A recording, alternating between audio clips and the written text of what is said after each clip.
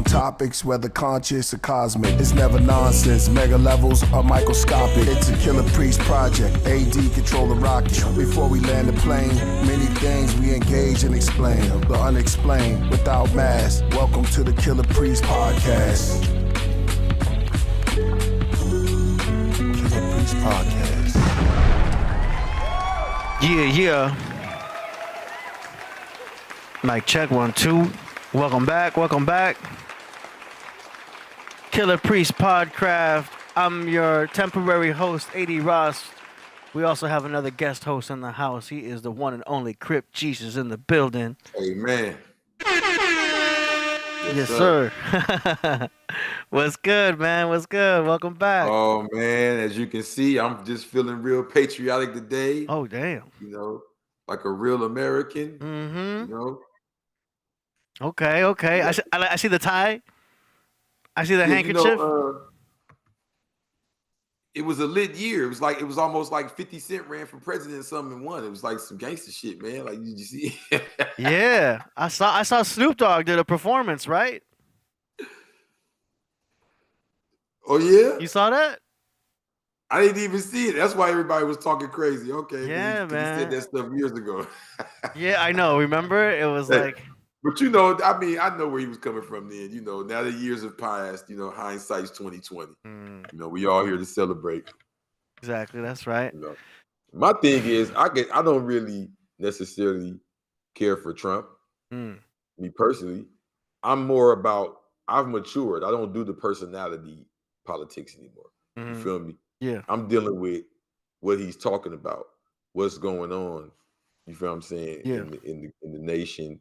And who we need to stand on what side, you know what I mean? What aligns more with our values and the goals and the trajectory we have for ourselves as Americans. Yeah.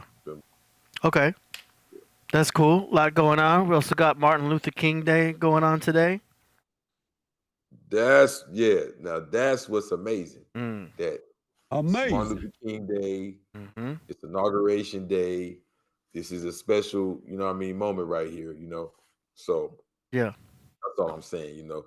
And I liked how he said he's going to reveal the files from the CIA on Martin Luther King. So you gotta love that he's getting brought in on this day, and that's what he was proposing, right? He said he's doing that today. Also, that's a lot for one. I don't know if he's doing that today. But okay, he said yeah, for sure that he wants that his goal is to have. How do I explain the CIA files on JFK and Martin Luther King out there for public information? Oh wow! Yeah, so yeah, a lot of things. Big. Yeah, no, it's a lot of things he's talking about. We'll see what's going on. I heard a rumor that he's gonna abolish the IRS. Did you hear about that? I heard he was gonna create the ERS. Yeah. I didn't hear that he was gonna abolish the IRS. I heard, but that does make sense. But yeah, I heard he was going to replace or create an ERS, and it was going to stand for External Revenue Services, meaning that instead of worrying about auditing us and, you know, combing through all our expenses and wasting all the money to get all our last pennies, we need to do this with the budgets that's going out the country. Yeah, no more countries. No more blank checks to Ukraine, I guess. That's going to be interesting. So we'll see, man.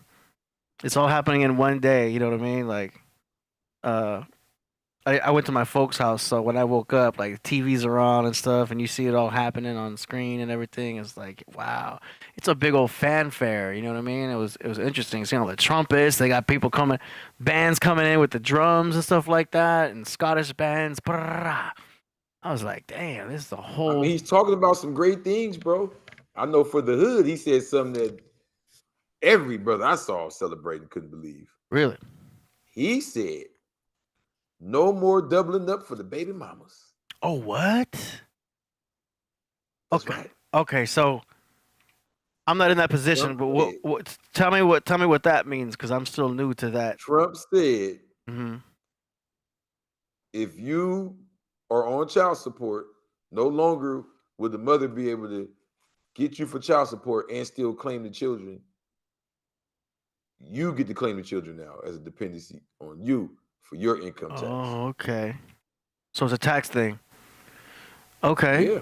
Wow. So that'll be some money saved for the. Not only would it be money saved, it'll stop them from doubling up, which isn't right anyway, and also it would be incentive to the brothers to pay their child support. You know what I'm saying? Yeah. It makes it fair for everybody.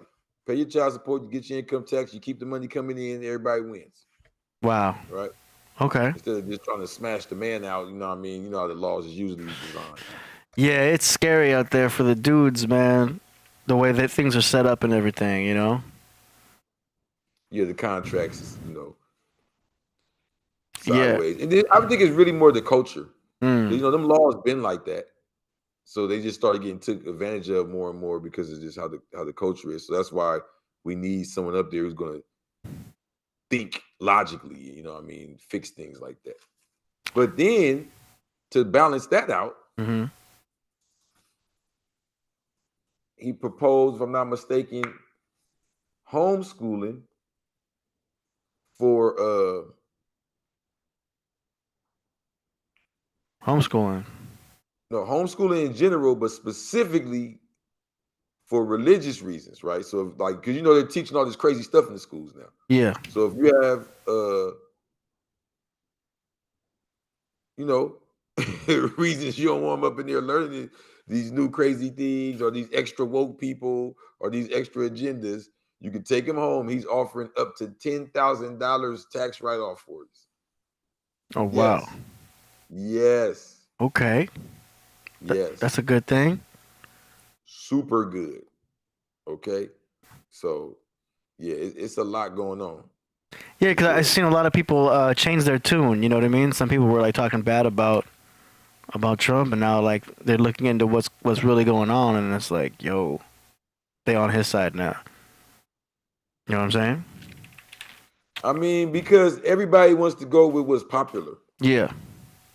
You know what I mean? Without doing the research. Opposed to actually doing the research, or I don't even like to say research because that sounds so extensive. Like you got to sit in front of computers and open a bunch of books. Yeah. It's really just listen.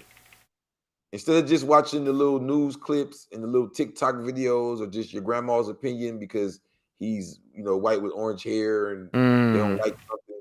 You know, you really got to listen. And my thing is this. We got to stop doing personality politics. It shouldn't be about who has the best personality or who's the most popular. It should be about which policies are being proposed and who supports which policies work towards your agenda. Yeah. Because that's really all it's about. That is what's up. Uh-oh, you got someone at the door? Yeah, hold on real quick. Oh, man, they already at your door, yo. It's about to go down, yo. Yeah, we rocking with Trump over here. You got a problem with that? It's probably Amazon, right? Trump's America, man. Groceries coming already. Oh, word. So you do, what is that, like DoorDash? I gotta start ordering groceries like that. I just be going to Whole Foods and looking around. What'd you say? I gotta try that. Try what? Ordering groceries. Oh yeah, man. Yeah, bro, man, it's the new world, bro. That's the way to do it, huh? I only go to the grocery store because I might want to holler at some women. Okay. Or I might have a lady. Let's say I'm living with my lady or something. We want to go with. But nah, besides that, yeah, you know what I'm saying. And I want to give a shout out to Sarah Nito, big supporter of the Black Illuminati. She's the one who really got me on that. Okay. She'll tap in from another country and be like, whoop, whoop. Oh, nice. There you go. You understand me? So yeah, it's big over here. But yeah, man, yeah. I'm gonna tell you something else Trump is talking about. Okay. That's amazing. The Trump coin. Oh, the meme coin? Missed out. Did you get some money off the Trump coin? No, but do you know the latest on that? What's the latest on I it? heard it like took a dive. Well, Like what was hopefully they got in before it did. Took a dive down to what? Because it went all the way up to $64. I know. I'm checking now. I heard about it, and then I heard something because I've been following on Instagram and everything. Because I know he has a stock, but the meme coin, I don't know how official it is. Okay, look. It's down. Yeah, Y'all see that? that's what It's I heard down about. now, Okay. but that's from that super up. You know Yeah. what I'm saying? I'm saying if you could look, if I'm not mistaken, somebody gonna have to check it. Correct me if I'm wrong. If I'm not mistaken, it started off at like 80 cents. You know what I'm saying? It went all the way up past $64. So it may be down to like $40, 30, I think 31.15 as of this exact moment. But that's just you get what I'm saying? That's just going up and down. But overall, though, if you got in from back when they was hating or back like a year ago or anything like that, oh, you're up right now. So it's official Trump, right? I think I'm looking it up now. This one says like a tether. USDT, right? Yeah. Wait, because there's a bunch of them in here. Oh wait, some of these are on Binance. Oh, no. What is this one called? This The one's one that's Trump USD.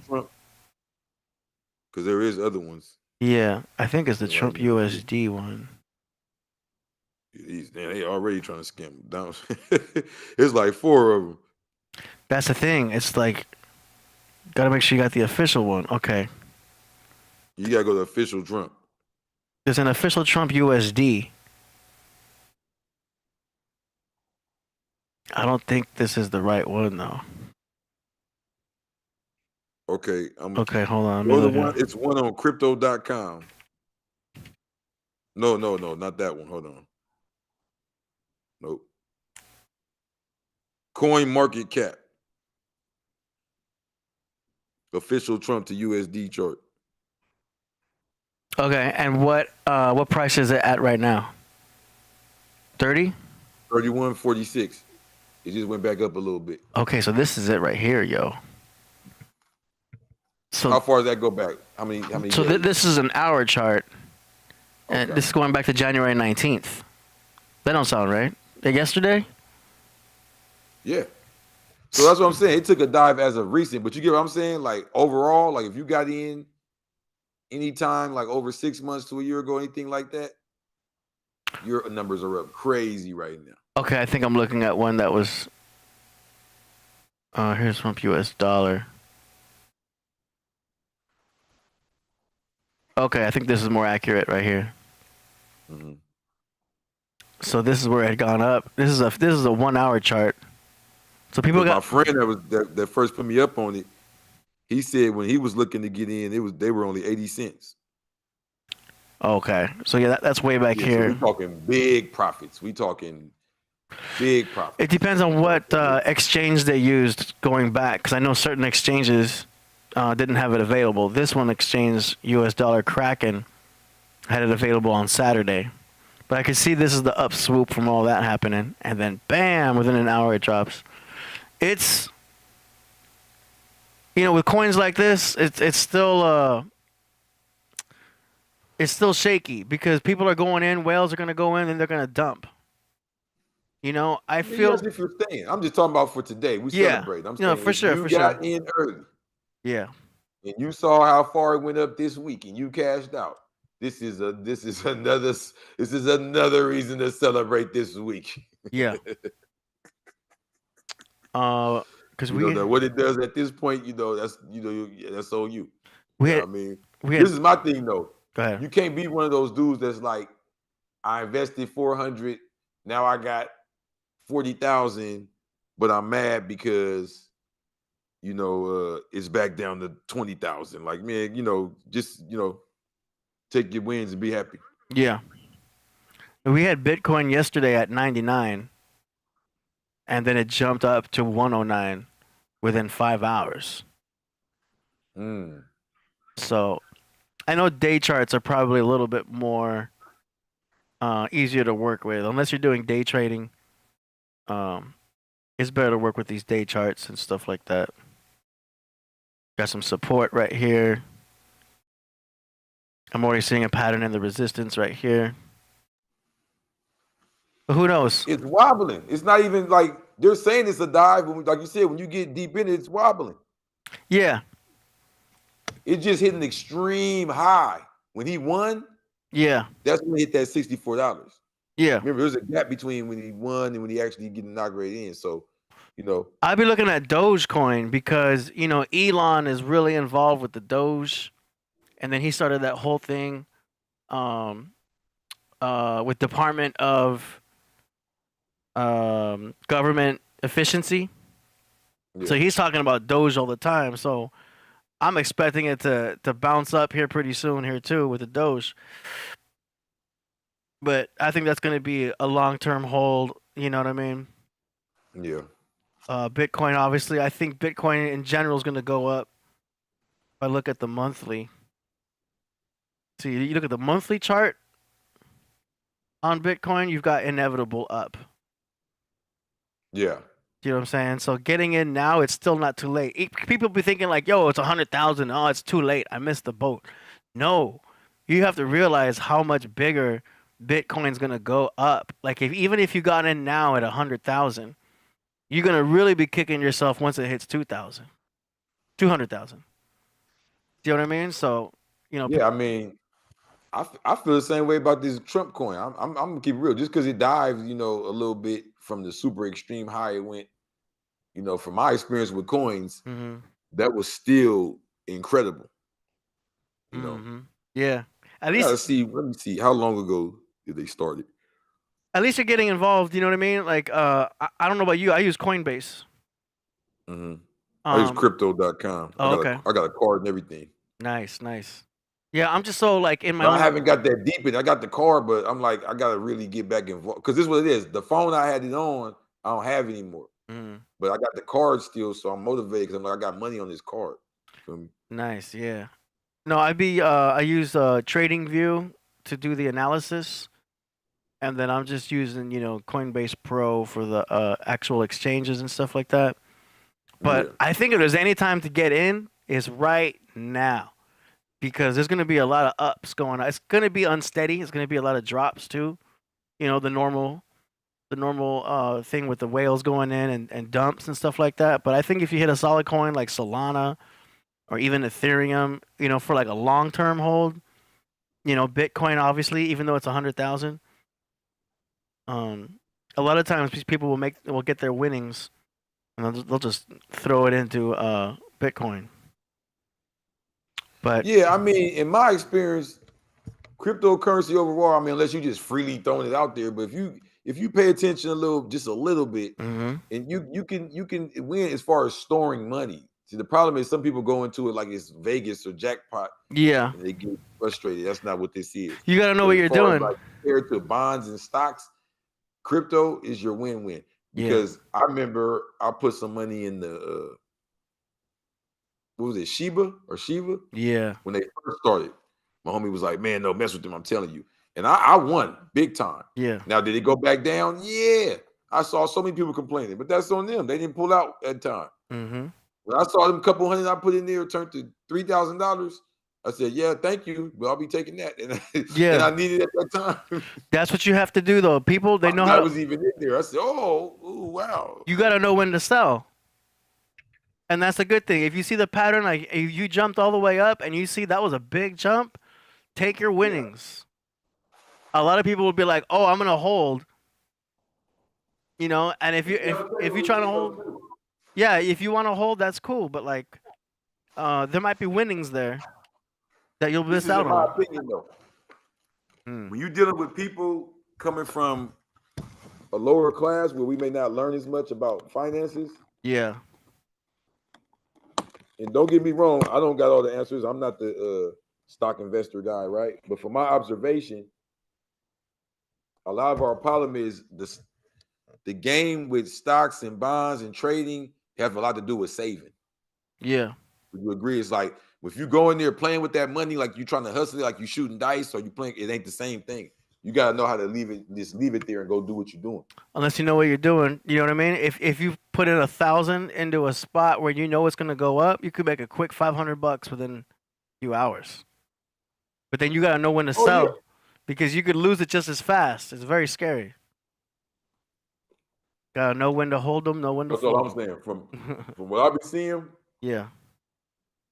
if you do it like the gamblers, like you just playing with your money with it, it can go bad. You're not gonna, it's gonna hurt.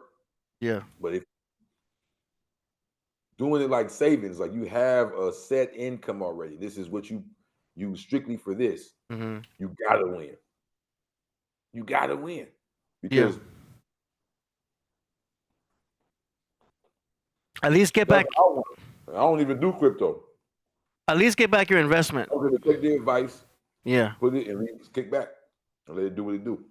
A good thing is, like, you go in with 1,000. Let's say you make it double to 2,000. Take back your investment, and then now you got money to play with in there because you got back what you invested. And then you can either just leave it in there, add to it, or take out profits. But you can always get back your investment if you got some good winnings and stuff like that. It don't always just go like that, Yeah. I don't want to give nobody no That's in a false hope. perfect world. You just go double your money up, and Yeah. Look at that money I put in there when it was on Shiva. It was when I was watching it, it was driving me crazy. Mm-hmm. It was driving me crazy. Yeah. I'll have some good days. It'll go down a little bit. I'm like, oh, should I pull it out? Oh, it's doing good. I should pull it out. Ooh. It's when I finally left it alone. It just went on like it wasn't even there. Are you using TradingView? Huh? Are you using TradingView? This program, TradingView. It's free. Mm-hmm. TradingView.com. The cool thing is you can sign up for this thing called paper trading, and it's like a simulator. So you could play with fake money, just to practice, or you can also use it to log what you actually invested. So let's say you made a trade of 1,000, right? You could pretend that you put in 1,000 right there, and it'll tell you what your actual profits are in real time. So if you made $1, it'll show you, okay, you made $1. Whatever your profit or loss is, it gives you a real-time update. It's called paper trading. It's pretty cool. Or you can use it just to do a simulation. I was doing mad simulations. I gotta tap in with you. Yeah, because then it's practice. That way you could practice with fake money and learn strategies and, okay, I bet this is going to go up. I'm going to invest $1,000 of fake money. And then you see, oh, damn, I made 2,000. I could have sold that if I really invested. So once you practice that, you can get on a roll with things. There's AI indicators. Like, I got an AI indicator right here. This green thing says that it's going to go up. So sometimes that helps. And that's predicting it for you. Right. It's predicting it based on past patterns. So the AI indicators are going back and looking at past patterns and to where it saw the same formation, and it'll tell you with a little number right there the probability of it going up. So with this green, it's saying it's going to go up from here. This is Bitcoin. Mm-hmm. So that can help a little bit. There's so many indicators. I'm still learning myself, but it's a fun thing. You know what I mean? That's for sure. Yeah, you gotta have a kind of a little crazy mindset. I'm telling you, for some of this stock stuff, because it'll drive you crazy. You know what I mean? I get it. Just from the little bit of dealing with what I have done, that's necessary right there. Yeah, that'll get you ready. Yeah, I could see why people be doing cocaine and be on the trading thing all the time. I get it. I get it, because I could see how that mindset of just being blah, blah, blah, blah, like, okay, I'm gonna put it right here. I get it. If you go on YouTube, you see some YouTubers that do this trading stuff, and they look a little spun. Now here's what I didn't like. He's talking about $86 billion for a wall. Oh, like, bro, what do we need this $86 billion for a wall for? It's half. All the immigrants that just came were brought in, like literally, like marched right in. Like this wall thing is capped. Like it's been like what, halfway up? The wall's halfway Oh, up. they started it? I didn't even know. I mean, there was a wall getting set up from last time. Last time he was in office, remember?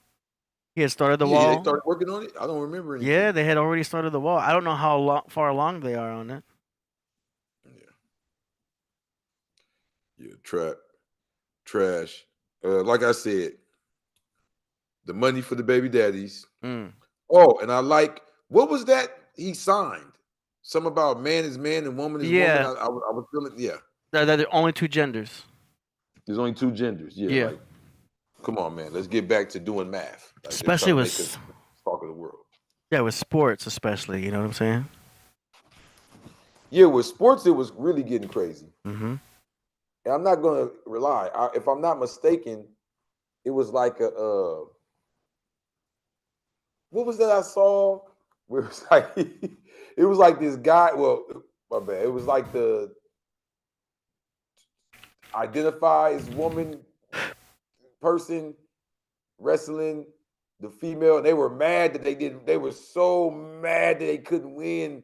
And they couldn't beat her because they were just so used to beating all the women. Like, you get what I'm saying? I'm like, so you know basically cheating. You getting frustrated, like, come on now, like, take the loss fair and square. So then just like here's my thing. If people want to be crazy, that's on them. But the kids are not even paying for it. You get what I'm saying? Like, the kids are not getting paid for any of this. They're completely innocent in this. I don't think no one's daughter should be getting beat up in wrestling, beat down, and you know what I'm saying? When they're playing a women version of any sport, because somebody just say, yeah, this is what I identify as, and my parents won't let me do this. Like, nah, I'm not with that. Yeah. That's out now, man. So, yeah, that was beautiful. Rocking the orange juice, huh? Orange juice, where it's at. Coming in healthy, man. Golden elixir.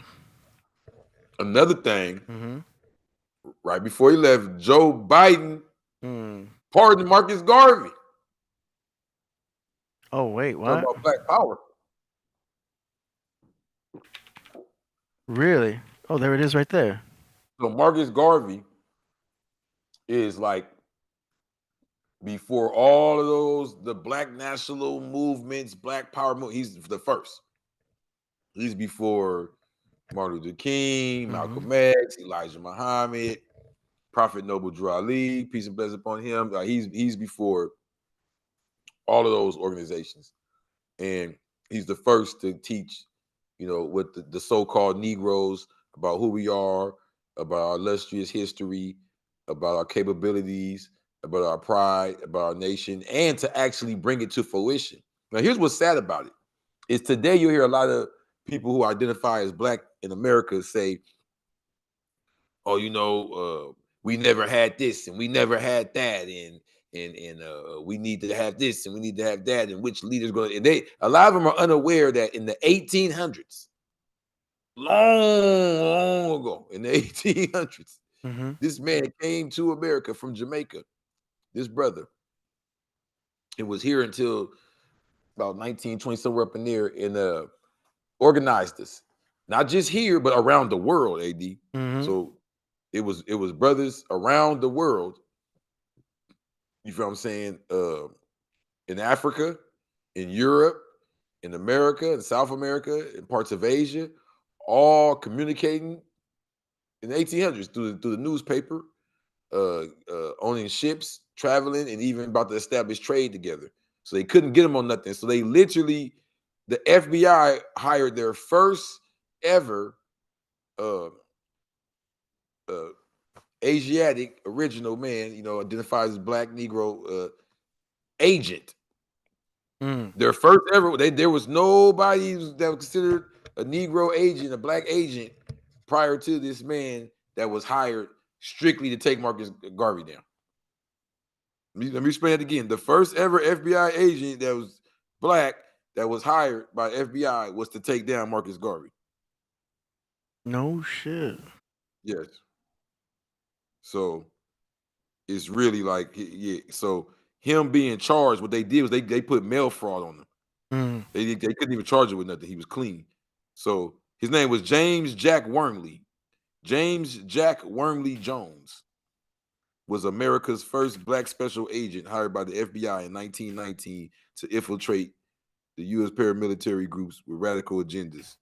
First on the list, Marcus Garvey.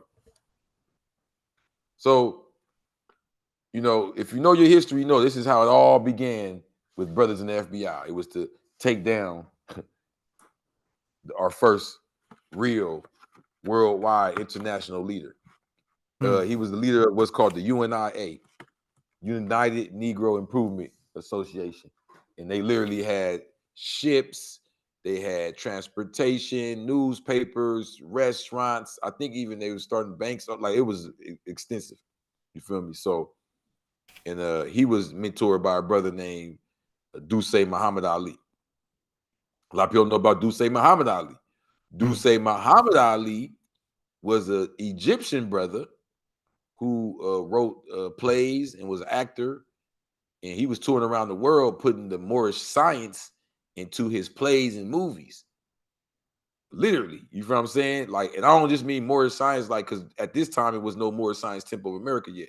So when Duce Muhammad Ali was doing this, I'm talking about the actual science of the Moors from Spain and Portugal and Tunisia and Tripoli and Algeria and Morocco and Mauritania, Mali, Egypt, Libya, royal brothers. You feel what I'm saying? So Duce Muhammad Ali was telling our stories and putting that information into they have movies then, so plays, right? Their form of movies and the shows, stories, newspapers. He had a newspaper before Marcus Garvey. He mentored him how to present this, what to say, how to say it, the mission that they had, and that set it off for a lot of other movements in America.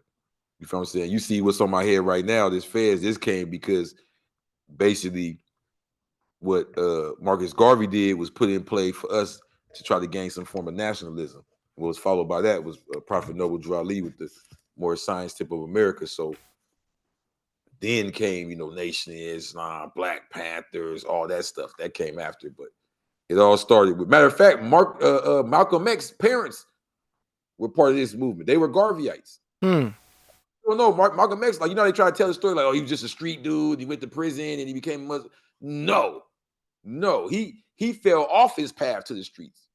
Malcolm X was raised up by Garveyites. His parents were revolutionaries. You know what I'm saying? His father was murdered because of the movement. You feel what I'm saying? So really, what Malcolm X was doing was continuing that legacy. So yeah, Marcus Garvey is extremely important. He laid the foundation of Black nationalism, Black power, any of that, any of those movements. You feel what I'm saying? Even the Moorish Science Temple of America, Rastafarianism. Did you know that, AD? Rastafarianism was Marcus Garvey. He wasn't a musician, but he's the one made that prophecy that got him so hyped up. He was the one talking about, he's from Jamaica. He was the one talking about, look through the eyes of the Ethiopian and Ethiopian lens. There's going to be an Ethiopian guy, Ethiopian king. And like, he said all that to where when they saw Haile Selassie, they said, oh, everything Marcus Garvey was saying was true. Oh, yeah, he's behind that energy right there, that power. So Marcus Garvey is for sure one of the most important people in American history. And for him to be pardoned by Joe Biden when Trump was going in, and Trump finna release the files on JFK and MLK, we just got to really. It seems to be like a chess move in some way. It got to be. I can't really break it down, but it seems like for him to be doing that on the last day, it's like, okay, wait, what are you doing? It's like suspect. You know? Well, whatever it may be, it's a win for us because for all these years, Marcus Garvey has been on record as ending his legacy as a criminal. This is why you're not going to hear about him in the classrooms. This is why he'll get overlooked, because on record, they end his legacy as going to prison and getting deported out the nation. And I've even seen a movie. Oh, I hate when this happens. I need to know, what is the name of that movie? I want to say it's Hell Up in Harlem Part 1. or maybe it's the same people that made Hell Up in Harlem. But there's a movie. I don't want to say the wrong name, but there's an old blaxploitation movie, and in the movie, there's a character that's supposed to be getting everybody's money to get on a boat and go back to Africa. And this is what they're using to kind of make fun of Marcus Garvey. Now, the big lie is that he wanted to make all of us go back to Africa. The name of his company was not Go Back to Africa. The Black Star Line was about connecting with Africa. You get what I'm saying? It's about, instead of us always complaining, they this and they that, and they won't let us this. It was about us having self-autonomy. It was about the people in America that don't have a title. This is not a fake thing. There's people born in America that are like, what are you? I don't know.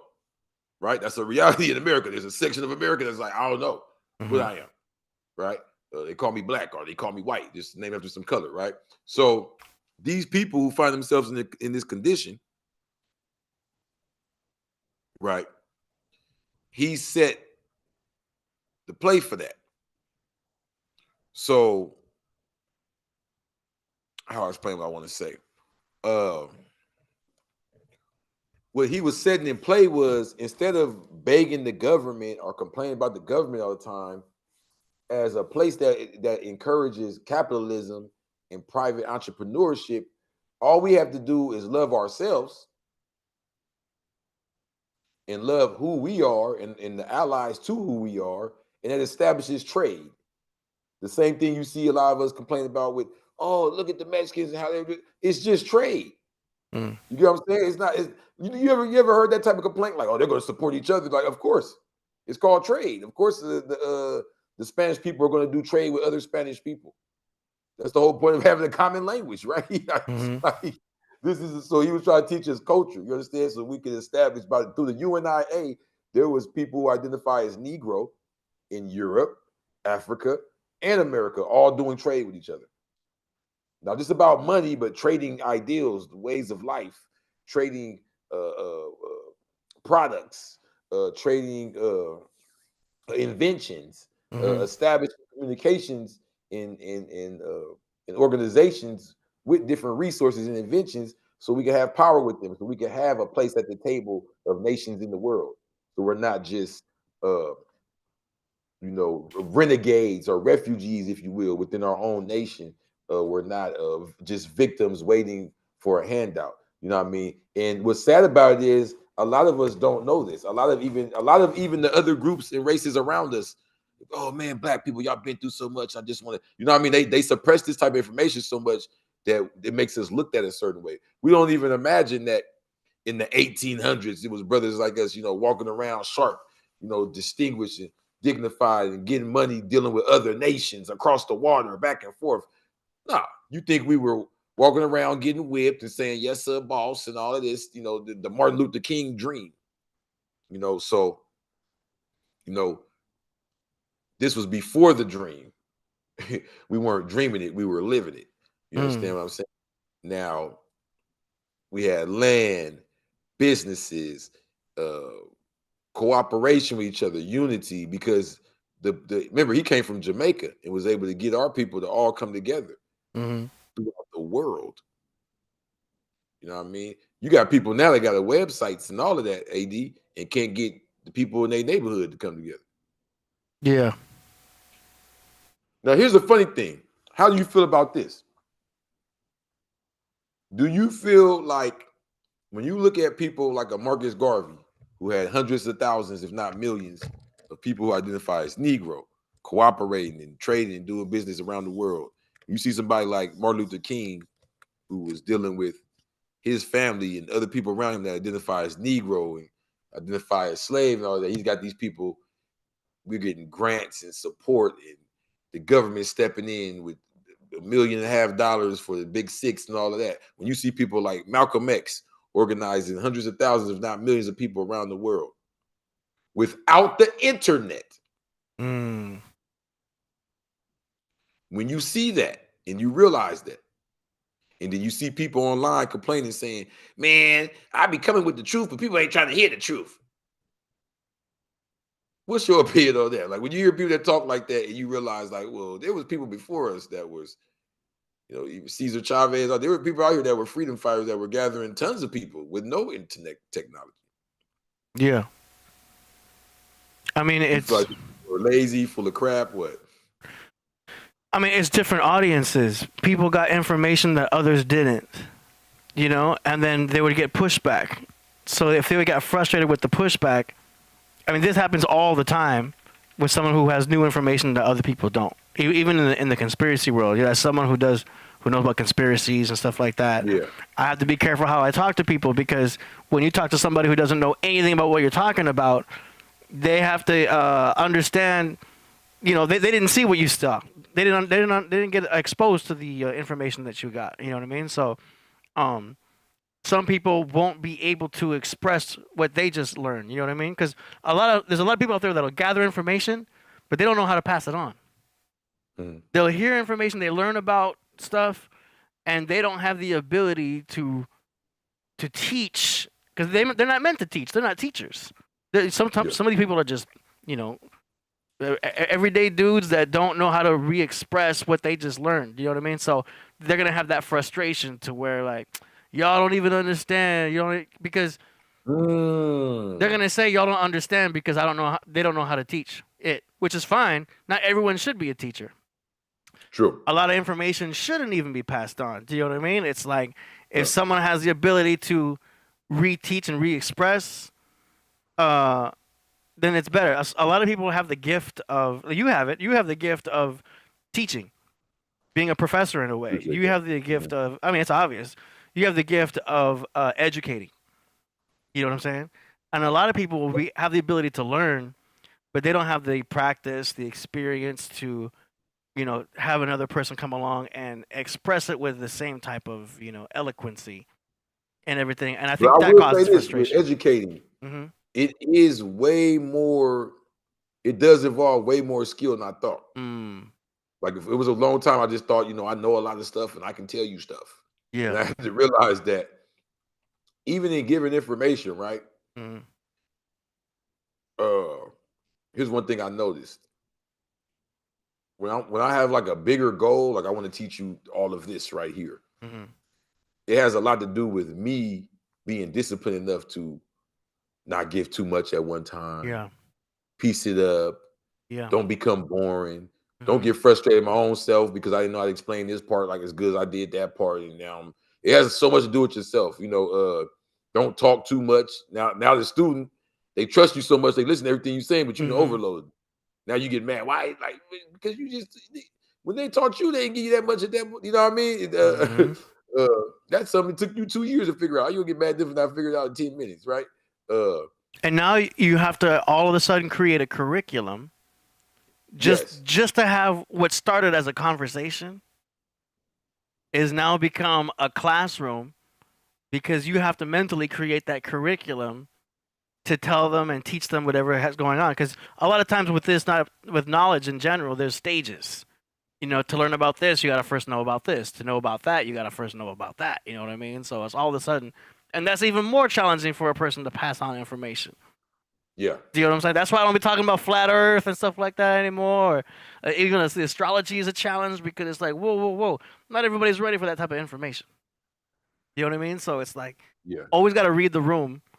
And that's why you see fights on Thanksgiving with people talking about politics and this and that. It's like, and some people are great at being mediators and things like that. But it's interesting. It's interesting to see.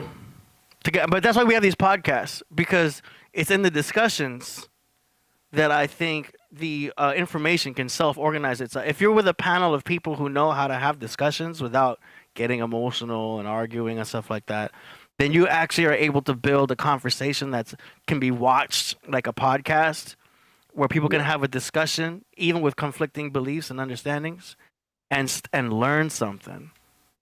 That's the best thing. That's another thing I learned too, Mm-hmm. is when you switch the mode to I'm going to teach now, right? Mm-hmm. you know, it's easy to teach with somebody who, you know, admires you or agrees with what you're saying, or, you know what I mean, the ideal situation. So what happens when you get those not so ideal situations? How mature are you? How convincing are you? Like you said, are you meant to be a teacher? And even if you are, what are your flaws that you need to work on as far as with people in general? You know what I mean? All of that I've been faced with when I try switching the mode to teaching now, right? Especially with my book. And I could say that the main thing for me, me being Crip Jesus, I have an extensive network of people I deal with. I could get a little, you know, go to jazz and wear sandals. We go hit the block, right? With the Glocks. So what I had to learn was how do I explain this? To teach, like really teach, like you said, like a curriculum, or I'm about to teach you this. It's going to take 6 months or something like that, right? I have to stay in teacher mode. I can't be like, you know, even if I do decide to go party or whatever, it's got to be scheduled out. I can't be like waking up late today, feeling groggy. You know what I mean? I'm not on deck like that today. I haven't been studying that history lately. It's been a couple years. I'm a little rusty. That's not going to go when you're teaching. And mind you, when you're teaching, any subject can come up. You can be teaching about some science stuff, and something about history or something might probably like, oh yeah, that's such and such. You know, thank God for Google. But you know what I'm saying? Like, you even then, you don't want to be always like, oh wait, Google that or see, yeah, it says, or let me scroll down. And it's like you want to stay sharp. You feel me? You want to be able to recall things. You want to be on your A game. You don't want to be afterwards. Oh, I should have said it like this. Oh, let me call them back and tell them. Nah. So what I learned is that teaching, you have to basically become a student again. Yeah. You know, and I've had my times, because I've been, you know, I did that first book 2023. So we going into almost 2 years now, right? Of me being in this mode. And I can tell you that maybe if it was like I crochet things, and that's what I do, right? That's one thing, right? Maybe if it was something like that, like if I was a one-trick pony, but because I'm dealing with so much information, because think about all that knowledge stuff, you still want to have some room for just trivial information, like, you know, who's playing for the Lakers, you know what I mean? Like you get to not being balanced anymore. You know, now it's hard for you to hold, you know, regular conversations because you're not too privy on what. So I've realized that I got to like schedule out the other stuff, and I got to stay in teacher mode. I got to stay in student mode. I got to be, because even as a teacher, you can get a little egotistical and kind of like not be learning anymore. You get what I'm saying? Like, let's say you're a math teacher for years. Do you go watch videos about new math things going on, or do you go just do projects? Because look, check this out. You see how I'm dressed. You see my briefcase, right? I'm on. But guess what I got in here? I got all type of stuff. I got newspapers. I got all of that. But I also have come on, don't embarrass me now. I'm up here. Yeah, I also keep some math on me. That's right. Okay. That's right. You know why? Why? Because I'm teaching now. Like I told you, I'm going on year 2 now. So now I'm learning about myself. So now I get up in the morning and prepare herbs. Ooh. And drink it and be all right. I'm moving for the day because I can't be sleepy Jesus. No, you know what I mean? Yeah. Like, you know what I mean? You know, because I think some of that sleeping stuff was coming from like my attention span. Be like, all right, we got to sit here and pay attention for 4 hours. Oh, yeah, there, you know, let me smoke something. Let me talk. Let me answer the phone. Let me, you know what I mean? Yeah. Even a student, you can get away with that a little more. You could be the student and go for about an hour and say, I gotta go use the restroom, you know, break the attention up real quick, come back, finish the, you know what I'm saying? You can't teach and do that. If you're teaching for 2 hours, you gotta teach for that whole 2 hours. You gotta be 100% alert. You gotta be responding to people. You gotta be able to, if he says it in a weird way, like why he not getting it? You gotta have be slick enough to come up with another way to say it. You gotta still be timely about it. You gotta be on point. Yeah. You know? I'm learning that keep your mind sharp, period. Isn't that what they do for people when they develop Alzheimer's? They give them like word puzzles and brain teasers. Yeah. Things that make you exercise the brain. Yeah. See, when you're not exercising the brain, two things can happen. It's the same thing when you're not exercising your body. When you're not exercising your body, two things happen. One, you get weaker. What does weaker mean? Meaning that this 40-pound dumbbell that you used to be like this with, like 40 pounds, now it's like, shit, damn. And you get a little stronger and it's nothing, right? Now you lifting the 60 and the 50, and now you benching up 100 and something and 200 and something. But then you go too long and your cousin put the 100 on there and you put the 45 on both sides. You know how I know? It happened to me. I got a prison buff with the stereotype arms and all of that, getting all the women. I was feeling myself. I used to still work out, but it was getting less and less and less and less and less. Less and less. Because I thought, hey, I worked out so hard for so many years, it still looked good, right? Less and less and less and less and less. But it wasn't about how it looked. It was about the power of that engine. It wasn't there no more. And I'm going to tell you this live on TV because Trump is president now. And I'm feeling good about America, so I'm going to keep it real. Anything's possible. I went up in there. Now, pay attention to the numbers before you laugh at me. My cousin took me to run. We ran 4 miles. I ran them like it was nothing. Stop, slow down, speed back up, all that. I was feeling good about myself. AD, I was like, I still got it. Yeah. It's America. I still got it. And then we was leaving. I thought we was finna go get something to eat. He put up to a gym. I said, what are we doing? What's happening here? He's like, what you thought that was it? Come on, man. I said, all right, I still got it. It ain't nothing. Oh, no. I threw up twice. Oh, damn. Boo-boo. Oh, damn. See, it takes a lot to admit that. No, it don't. I can admit they gonna tell you why. Because before y'all laugh at me too much, do the math. The average person can't throw up twice when they work out. Because if that first time they're gonna be done. I'd be done. Right? Even my cousin was like, oh man, sit down. Okay, you good. I said, nah, I'm feeling better. Come on. Let's get it. Went back, got it real hard again, started lifting up, but he had pulled the phone down, like, all right, get it, cuz I'm going crazy. I said, hold on real quick. Went back to the bathroom, threw up again. Oh man, twice. Then the other thing at the end, right? But the point is that you know what was coming up out of me? Weakness. Them parasites that been in there eating the chips and the cookies and been laying on the bed saying, yeah, just do another hour or two. We like it here. The one when my higher self is saying, work out right now just because. Yeah. Go grab a bar and pull yourself up just because. That's the one that's saying, man, why you want to do all that, man? We do that tomorrow. That's them parasites that was up in me. They was mad because I felt them getting mad when I started lifting it. They was like, what the hell is going on here? So why did I bring that up?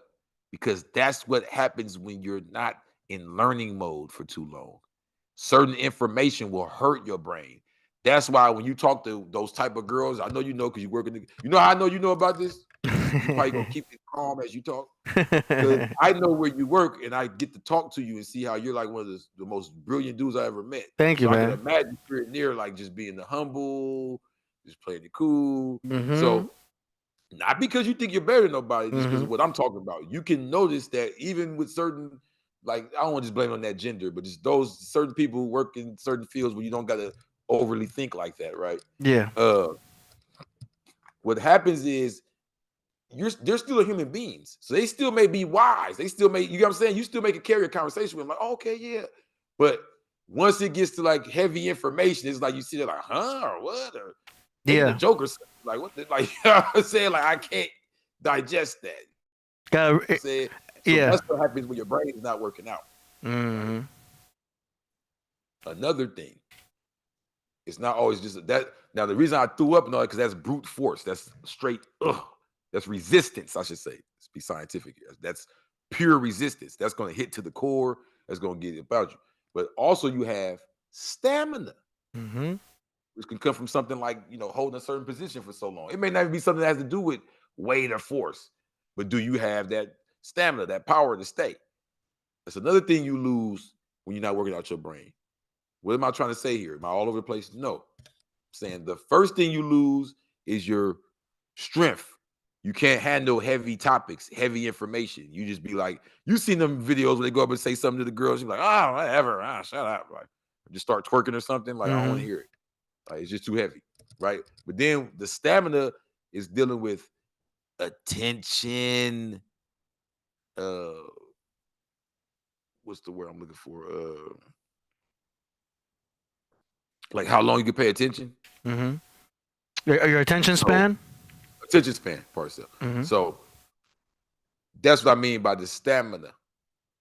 You kind of see where I'm going with this. Like you lose your strength, you lose your stamina. So it's like the stamina and the brain power would be your attention span. You lose your ability to pay attention for so long. So if you notice, when you were in school, you might have to sit there and listen to the teacher for an hour or two. Yeah. And you might get a little sleepy or something, depending on, how fast or they talk, but you would do this. You would sit up in here for hours and learn. And now you see certain people, you'll see them watching YouTube videos that go for an hour or two and they're interested. Then you'll see them maybe say, hey, you see this thing over here? Something funny they start watching that's only like 20 or 30 minutes and they're watching a bunch of it. Then they start watching the clips of that. I've watched people go through this meltdown. I had a friend about it. Go from watching 2-hour-long speeches to watching 1-minute shorts. And I'll sit in the car with him and he'll be watching the short over and over. I'm like, bro, you've been watching that same short for 30 minutes. I don't want to hear it again. He's trying to digest it. I'm like, man, you shut up, man. What's wrong with you, bro? You watching shorts. What's wrong with you? You literally like scrolling down watching shorts for like 2 hours. So look at what I'm trying to say. He's watching it for 2 hours. It ain't that he can't, you know what I'm saying? He's paying attention to the phone for 2 hours, but he can't stay on one topic or one thing for but so long. You see what I'm saying? So that is the staying power. That is the attention span. That's the stamina leaving. He can look at the little clips over and over, but he can't stay on one clip for so long. He can't follow a storyline for so long. Yeah, social media did that to all of us, kind of. You know what I mean? It spoiled us with getting quick information. It's like microwave food. It's like, boom, you got it now. It's hot, and then so our minds get used to that, spoiled with that, and so we need that quick information. Do you know what I'm saying? I'll be listening to YouTube. Not only will I watch a YouTube video teaching me something, I'll put it at 1.5 speed so I can hear it back fast. Do you know what I mean? Because I don't just want that information. I want it quick. So I just pull it in fast. So I'll be listening to videos in a faster speed just to get the information quicker. Do you know what I mean? I see what you're saying. The mind will pull it in. I'm not going to lie. Yeah. When I was in prison, I read nonstop, right? And I can still read a lot. Yeah. But I'm like you. Like even if I'm going to spend 2-3 hours reading, I'm probably going to read a bunch of different stuff. Like I'm not going to really probably sit here and just read this one book unless it's that damn good. It's like you said, like I want what I want. I'm spoiled too. Like I want to look at this part. Give me that. Oh, okay, yeah. Let me get that. Yeah. I mean, how many times do we like jump down to the comments when we see an Instagram? You know what I mean? Bro, I ain't gonna lie. I got videos where I be reading the comments. You go straight to the comments. The video's not even done playing. The video just started. We go straight to the comments. What is this? What are they saying about this? I want to know. I don't got time to watch this whole 1-minute clip. Exactly. You already. You know what I mean? It's only a minute. Only like 8 minutes. You looking at the comments. You ready to turn the clip off? Yeah. See what they're saying. Wow. First. Yeah, you're right. Yeah, that's sad. See what the comments are saying. A lot of us jump right to the comments. You know. What we gonna do, man? Kids ain't gonna be able to have conversations no more. The people who are really good at uploading YouTube videos, the real YouTubers, they know to keep their intros short. So right when the video starts, they'll put the best part of the video right in the beginning. Like let's say it's a guy getting. Yeah, I've noticed that. They show a guy getting punched. So right when the video starts, like a little clip to show you like what's coming, and then you watch the whole thing waiting for that part. Like boom, there's a guy getting punched, and then the YouTuber will be like, "Damn, that's crazy, right?" And then the logo starts real quick, and then they jump right into it. But Format. the video don't be nothing. The video might be them just like walking around, and you're like literally just watching like when's he gonna get punched? Like you Crazy. wait. So that's like crackhead TV because it's like they give you a hit because it's short, so the hit's like 10 seconds. Like Yeah. but you're waiting for like 10 minutes for that 10 seconds again. When you can leave and go watch a bunch of other shorts, but it's like they got you already. It's a dirty game. It's man. all of our attention span. That's why you've got to say it all right up front. Boom, get right to it. The traditional classroom alone will have, most of the Generation Z and the Alpha just bored immediately. They're on their phones. Do you know what I'm saying? Because the phone is giving them that quick dopamine hit, quick information. You know what I mean? So I mean, even I've noticed, like, I try to not be on the phone, right? So I might go somewhere, like, oh, you turn the phone off, put it off. But I've even noticed I could just be like, have a thought, like, oh, I need to let this person know that I'm coming over there later. And I want to tell them right then. I don't want to wait and forget. Yeah. I don't want to wait until the meeting's over. I want to turn the phone on and text them, hey, I'll be over there in an hour right now. Mm-hmm. And I don't like that about myself. I Because mean, I'm like, you don't have to do that. yeah. Why do you feel like you have to do it right now? Yeah, we're spoiled. And then kids are born into that now. You know what I mean? Kids are younger with cell phones. But at the end of the day, the point is getting information in front of people. Like you're a professor, so you're going to find yourself probably at a point where you're going to be making a YouTube channel. You have a YouTube channel already right now, right? Yes, sir. So a lot of your key points, you might do a whole lecture that gets a certain amount of views. But once you cut them up into little clips, like they do it for Joe Rogan all the time. Cut them up to little clips. Those are getting way more views. Yeah, I've been noticing that lately. Like I need to start chopping up. I was just telling myself that, like, you got to start chopping up these videos. Like you got all these 2-hour videos. And my friend called me. He said, bro, I love your videos. Sometimes I zone out and binge on them. He said, but my friends that I'm trying to convince to watch this stuff, every time I send to them, they be like, man, this thing is 2 hours. Man, this thing is 2.5 hours. Man, this thing is 3 hours. What the hell? Yeah. Shit, I don't know what you want me to tell you. Just turn it on. He like, man, can you make clips of the parts so I can get these to people? It's just the world we live in now. It's got to be easier to digest. It's got to be quick. What are they gonna do when it's gone? What do you gotta mean? wait 6 months to get food. You gotta actually go hunt the animal, and all this stuff takes as a process. Yeah. Like nature, everything in nature is a process. Nothing's microwave. Yeah. I mean, Literally. it's true. It's easy to get spoiled. But this goes back to the original question that you had brought up about, why do people get mad? And it's because they may not be able to express it nowadays as best thing. Because nowadays, if you learn something interesting, you save the video and you send it to your friend on Instagram. Yo, check this out. Boom, what do you think of this? You know what I mean? And it ends up being a back and forth information war of clips.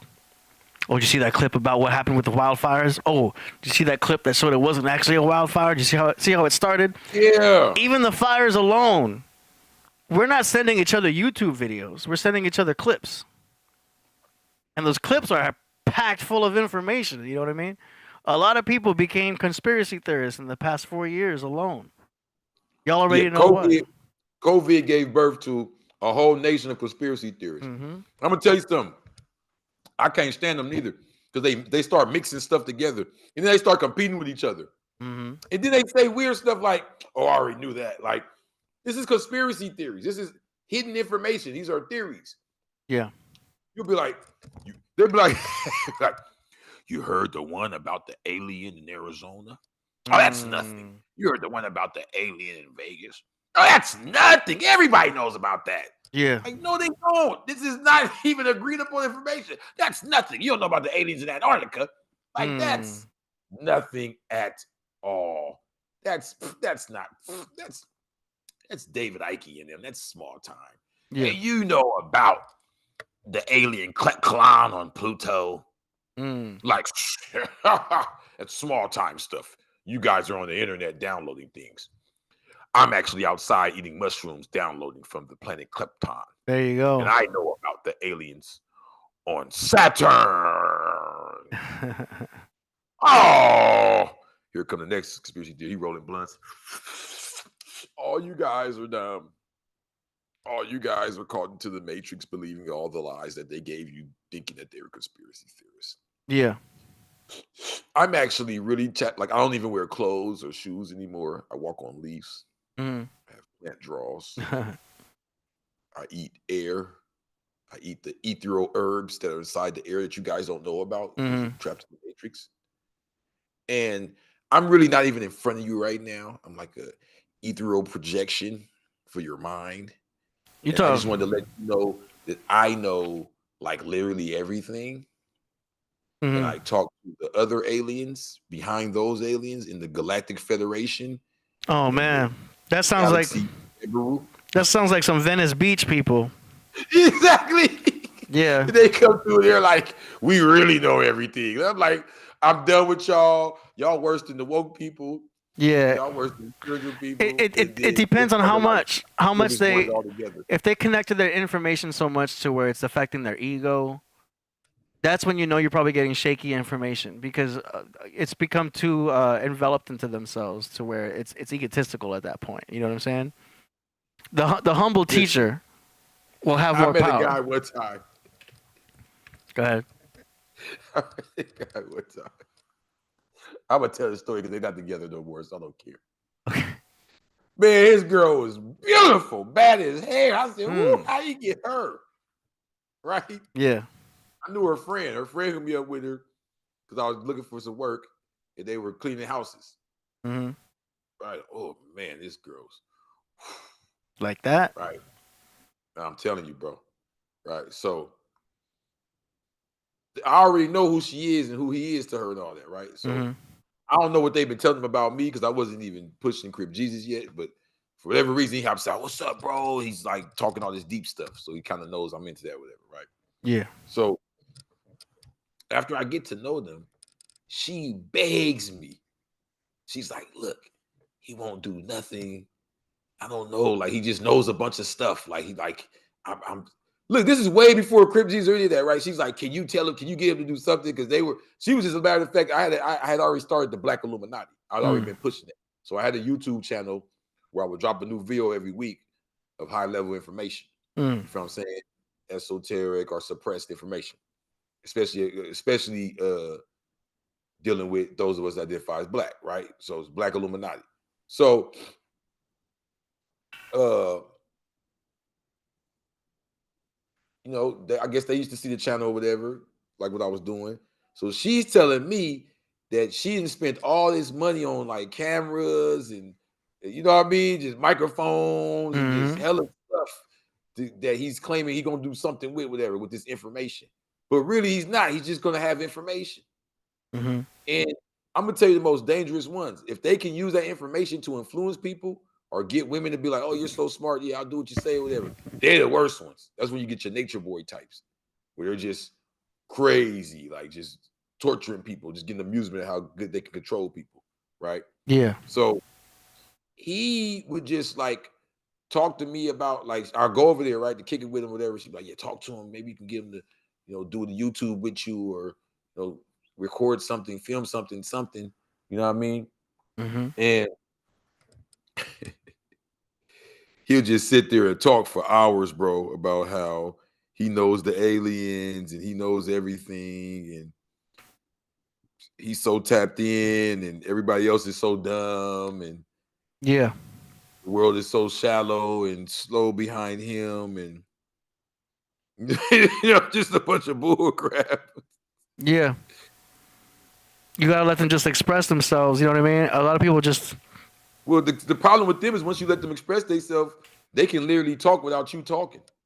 Yeah. It's like they just information. It's like they're just waiting. It's like they've been sitting there all their life just waiting for someone to go, hey, I got information. This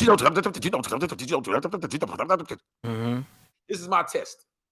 And I hate to admit this on live, but I'm going to do it. So anybody who calls my phone, that's weird like that. This is what I do to you.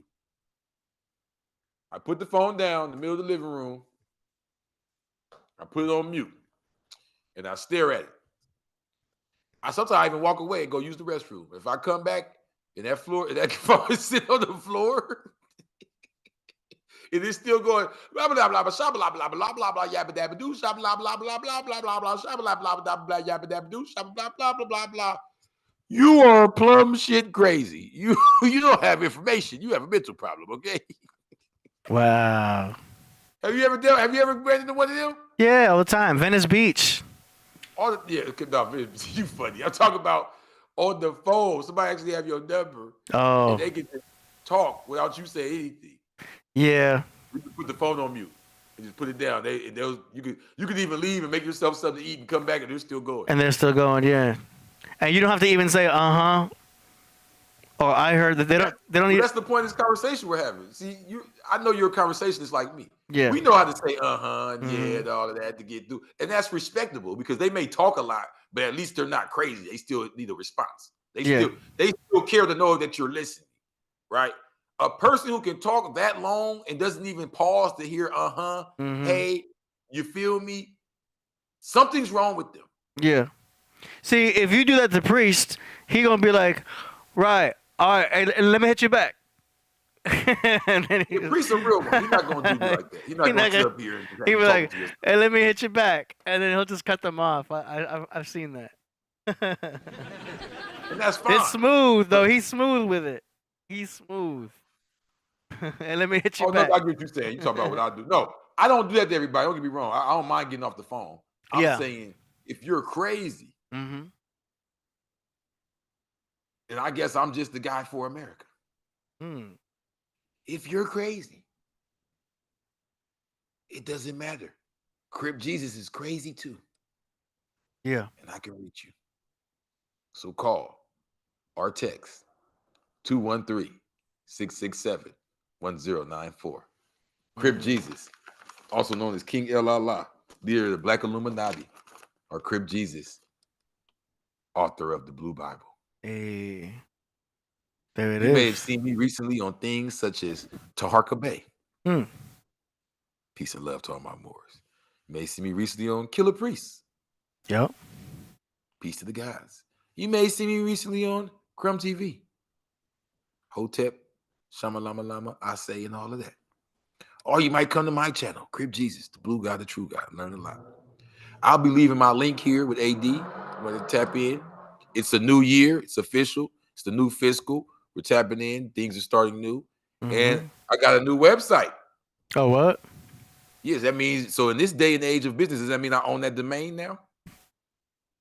Whatever it's named, I own that domain. Yeah. Now, right? If you own a .com. So the Black Illuminati is mine. Oh, what? You bought it? Official.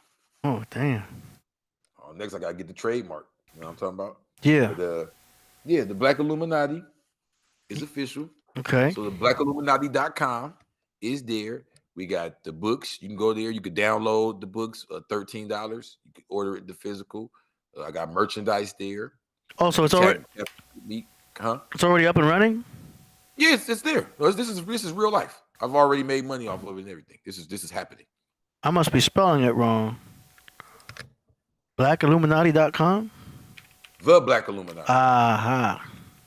TheBlackIlluminati. Yes. I'll be leaving the link here with you. And yes, we also have a part about us that has the teachings and all that. That's the newsletter we're starting. I need 10 people before I set it off. I believe I'm at 7 now. I've been at 7 for a couple of days now, so y'all need to go on tap in. And I just signed up. Okay, so now we at 8. Let's get it. 2 more people and we dropping that thing. Contact, books, merchandise, about Crip Jesus, and about us it has the teachings. So it's organized. You can click on 5% teachings, more science teachings, Gullah Geechee, Sunday school. So it's cool, man. Everything's there.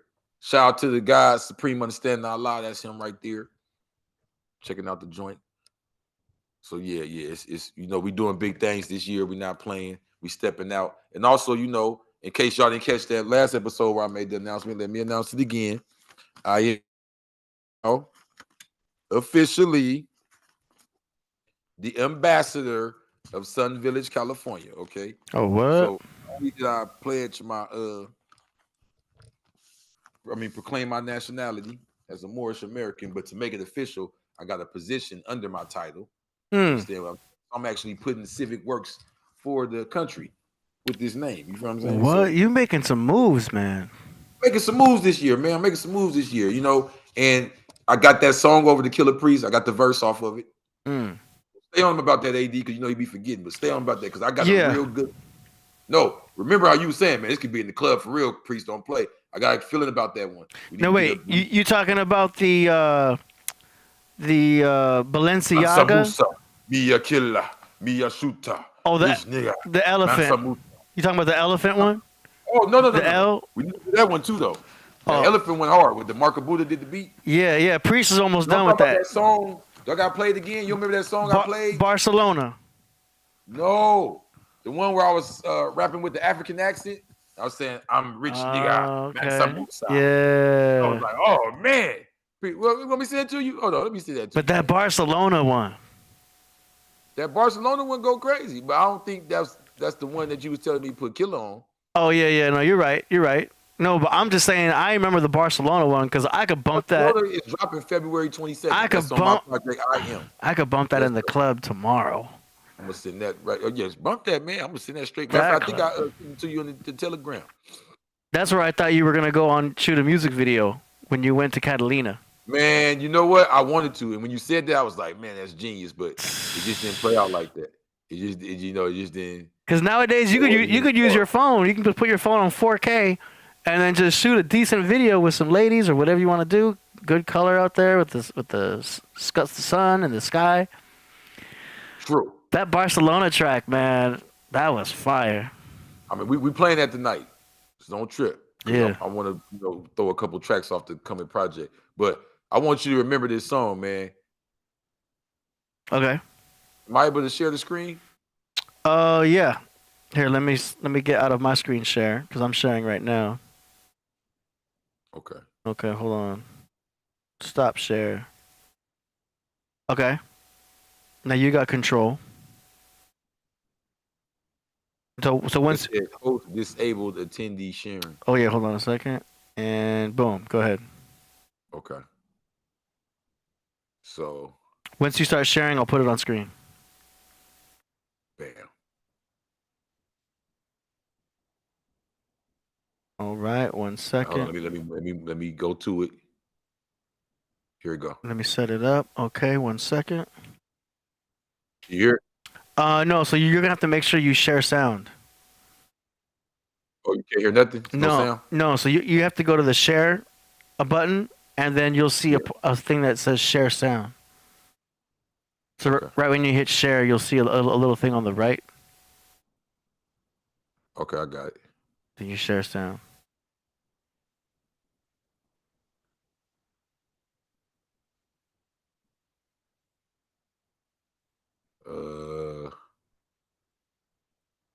Can you hear anything now? Nothing. You hear it? No.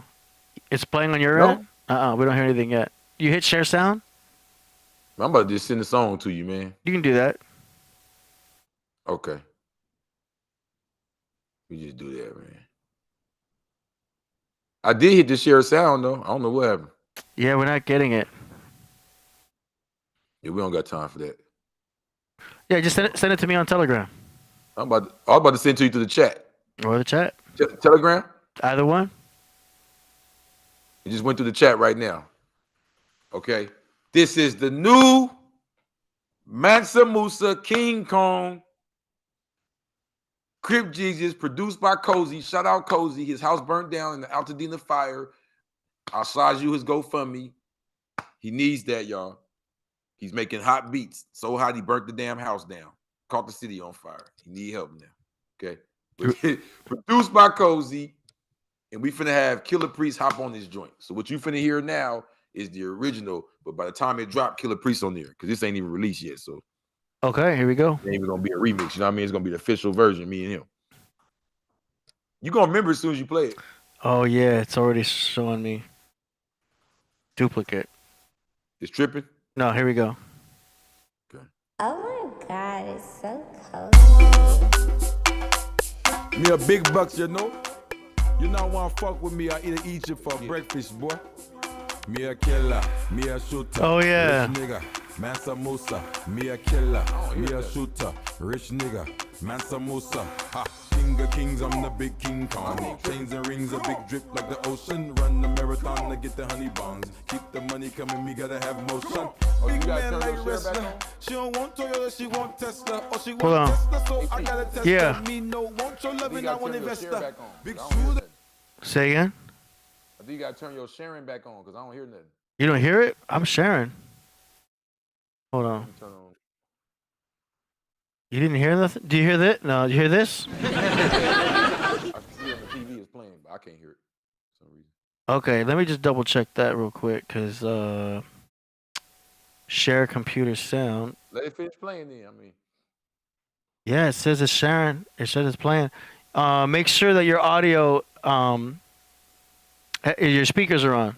Well, it has to be because you can hear me. You don't hear this? Baby, I'm I mean, all go ahead and play gold it. to make I her say don't know what's going on. hallelujah. I could do I'm the playing. dough, I feel it like a when I Ruger. checked it on TV, it was playing. It ain't let the GDs do the dough. Kiki, do you let me bitch know? And if you didn't know, nigga, now you know. I swear to God, I got so many hoes, I just scroll down like any, many, money more. Me a shooter, rich nigga, Mansa Musa. Me a killer, me a shooter, rich nigga, Mansa Musa. Ha. King of kings, I'm the big King Kong. Chains and rings, a big drip like the ocean. Run the marathon to get the honey bongs. Keep the money coming, me gotta have motion. I'm so gala, I'm so geeky. Go Kiki, go TT. Hand it all over to me when you see me. I like them ratchets like Kiki Palmer.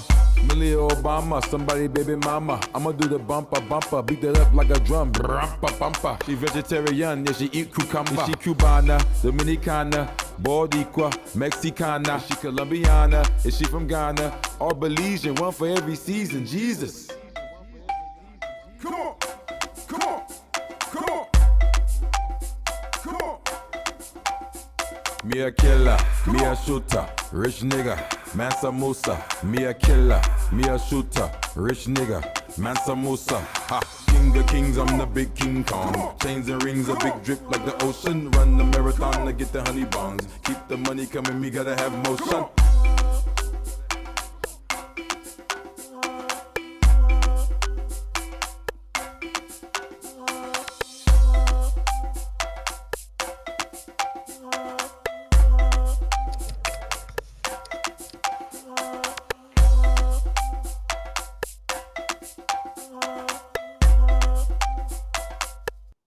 Yo.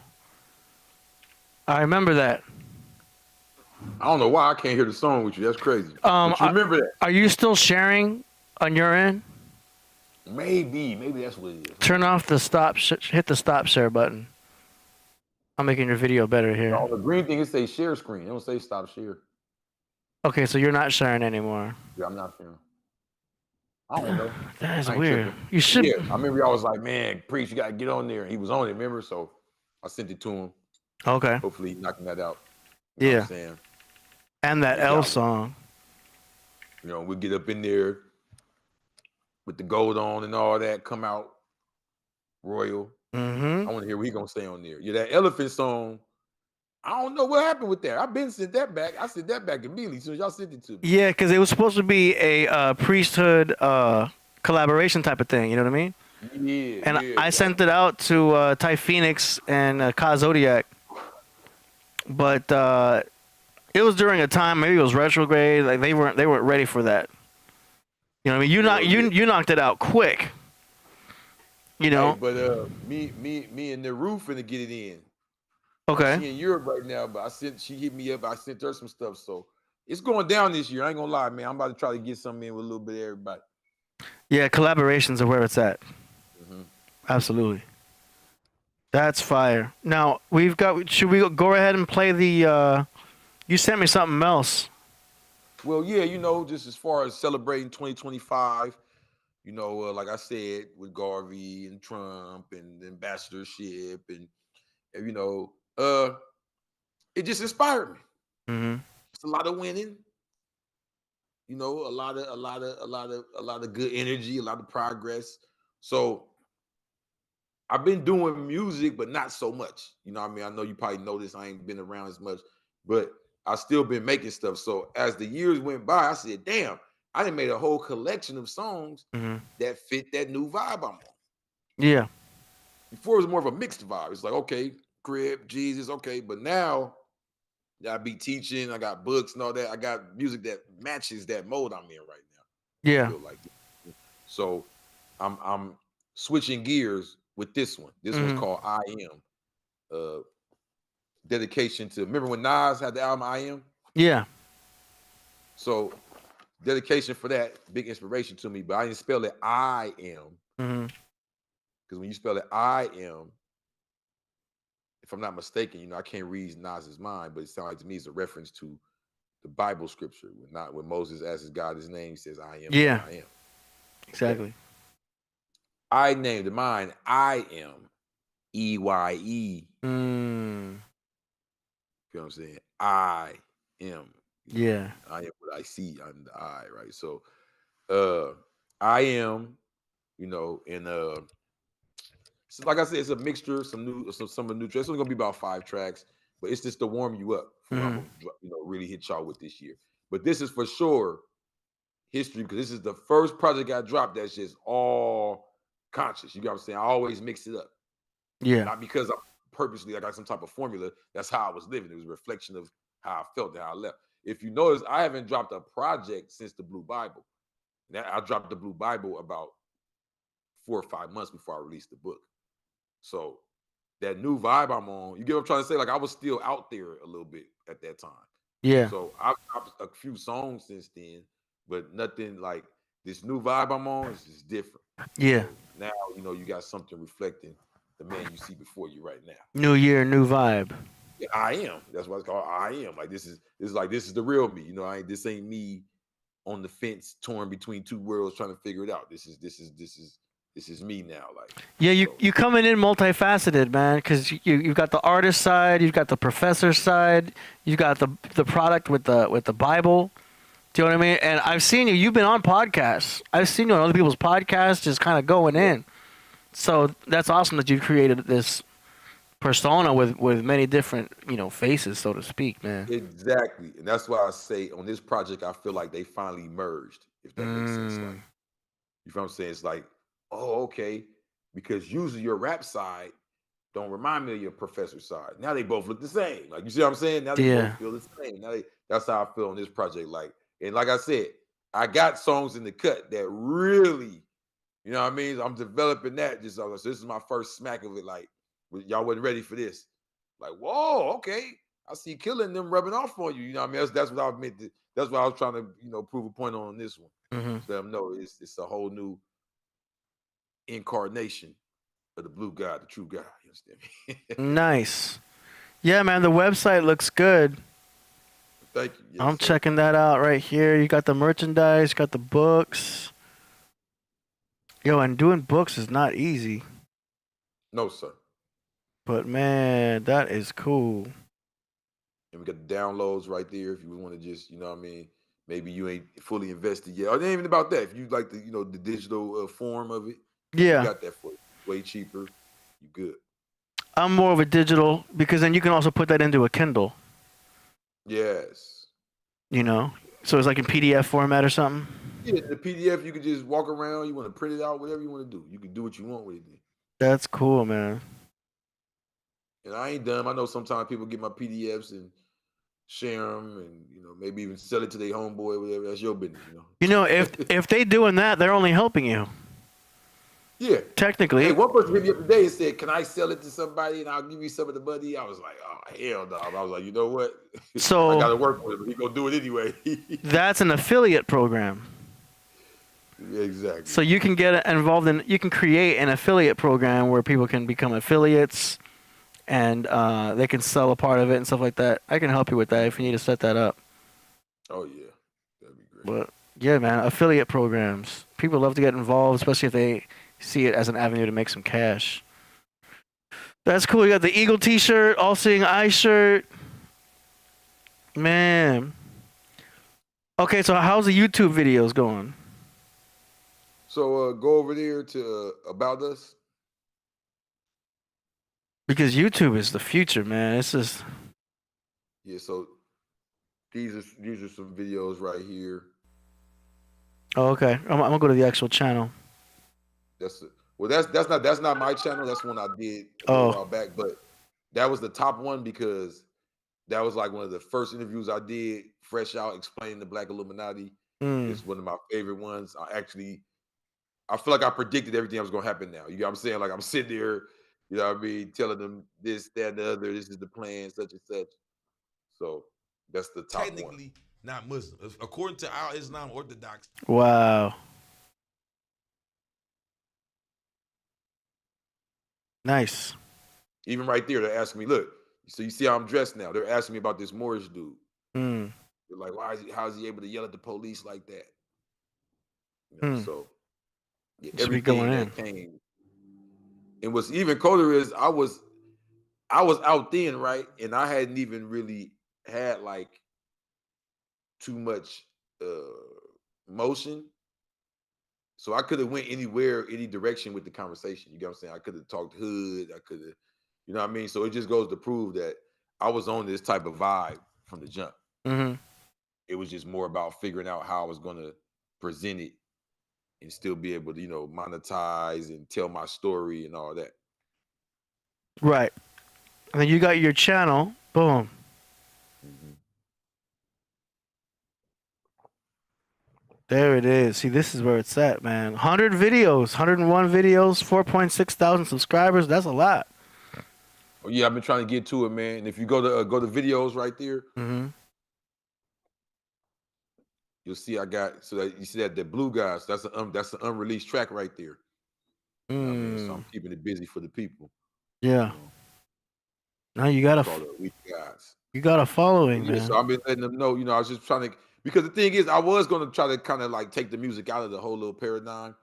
Not all together, but kind of like a more of a personal thing. People hit me up like, man, nah, your music, bro, it be, because these are dudes who may listen to, you know how it is, bro. You a hip hop head, so we listen to hip hop.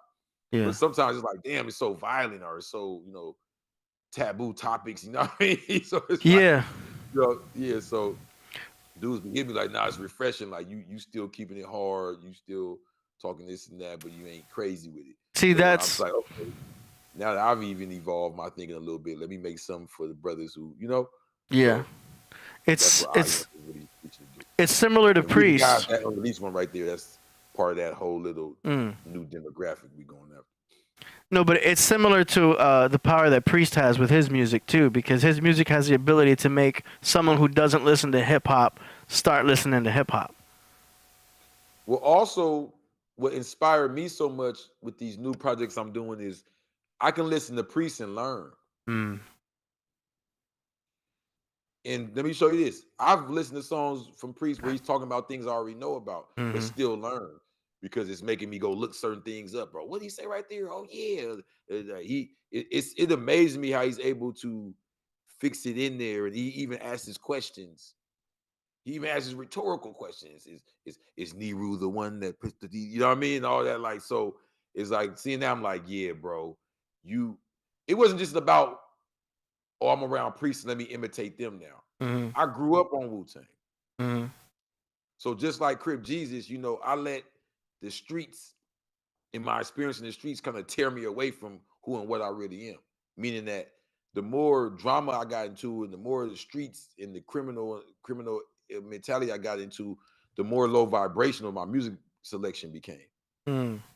So I still like the Wu-Tang. You still could play some of the music. Oh yeah, I know that song. But you can still play Killah, and I'm off. You know, I'm singing, you know, Ghetto Jesus and all of that. But look, Ghetto Jesus. Why do you always bring that one up? Because that was like the most thug ghetto hood. You know what I mean? So I could always relate to that one, no matter what. Yeah. But as I got further away from that type of cipher and that part of my life, the music began to reflect it. So coming back around Royal Priesthood woke that back up in me. Like, man, I remember the Wu-Tang things. I remember waking up, running the lap, and listening to Method Man. You know what I mean? Putting in the Takao 2000, going to my favorite songs. Putting in the Bobby Digital, going to my favorite songs. Hearing parts that's talking about history things that I remember. You know, just like effortlessly they put knowledge in there. You know what I mean? You can tell this is how they talk, this is how they think. Yeah. It was just like, oh yeah, you know, even if it's something you already know. Oh, I ain't thought about that in a minute. Oh, I like the way he slid that in there. You know what I mean? Yeah. You know, I notice the artists that are doing music for themselves end up creating even that much better music because it's therapeutic to create. Whether you're an artist, painter, drawer, you know, you dancer, it's therapeutic to do so. It's healthy for the soul. It's kind of what we're here to do, is to create, you know? And the more you start doing that for yourself, I mean, you can monetize it, you know, you should, but that's like a secondary thing. The monetization's a secondary. When you do it for for the love of hip hop, for the love of producing, the better quality output you're going to get. You know what I mean? Because it becomes... The best of anything, though, is the authenticity. Yeah. And the reason I say that is this. When you hear, especially in hip-hop, when you hear something like, what makes them like that? Or what they just said was so basic, or even if it was dumb, right? Yeah. I can tell you what it is, because I'm one of those fans. Mm-hmm. I liked ODB. I liked 3 6 Mafia before they became popular. I saw the quality in them that was going to translate. Mm-hmm. The authenticity. People like when you say something or they see something and they feel like that's the real version. They may not even like what you're doing at all. They may even be watching it in the spirit of hate. Mm-hmm. But because it's the real version, they rather watch that than the fake version. Yeah, it's because you're keeping it real. Yeah, so they might be like a person who is against prostitution, right? They're working for Vice. Yeah. Are they going to watch a show with actors about prostitution, or they're going to watch the show with actual prostitutes on there and study that and see what they can get from it and see who's out and who's not, who's popular, who... You trying to get what I'm saying? So even they have a respect for what's authentic. Yeah, just keeping it real. I've heard police tell you, "Shut up! You're not really from. You're not. He's the real one. You know, that's what we really want." Like they even have a little respect for it. So the truth of the matter is that in music, no matter how skilled you are, no matter how great you are at what you do, the passion is going to trump everything because that translates to the people. Yeah. You gotta get what I'm saying? Like, you know, when you hear that artist, like even in you hear this a lot in the roster, a person may not necessarily be able to sing like that. They may not have the golden voice, but it's the energy. Even when you hear the little kids, it's the energy in them. When they go, oh, you're like, oh, okay, get it. You know what I mean? Just the energy there. Yeah. You know what I mean? You hear this rapper like killing it. He may not be saying something that's technically, when you get down to the technicalities of it, what he's saying may not be as metaphorically or philosophically as advanced as what he's saying. But the fact he's trying so hard, he's oh, okay. What makes them like the rapper that's going the fastest so much? Because we know the difficulty it takes to do it. So the authenticity, if you kind of get what I'm saying, like let's say you did a bunch of punch-ins and you're going super fast. Yeah. People won't like it, but it's something about when you had to catch your breath in the middle and they go, oh, that was real, right? People love authenticity. That's why you can make when you make a real show, we need 20 writers, right? Because we need 20 different imaginations to keep this shit entertaining. But with a reality show, we don't need nothing, huh? They will literally sit there and watch you eat. Yeah. Bored. Mukbang. Say, I'm bored. Throw something at your brother's head or something. And they go, hee ha ha. That's an episode of what was they called? The Kardashians or something? That was like one of their episodes. Like nothing. But it's real, right? It feels like it's real. It feels like this is really happening. It feels like you're there. It's something about the air of authenticity. Reality TV. It made Jersey Shore blow up. Exactly. Yeah. No matter how dumb, because there's going to be people who can relate to it. Even people who don't relate to it are going to watch. You know, so it creates an audience.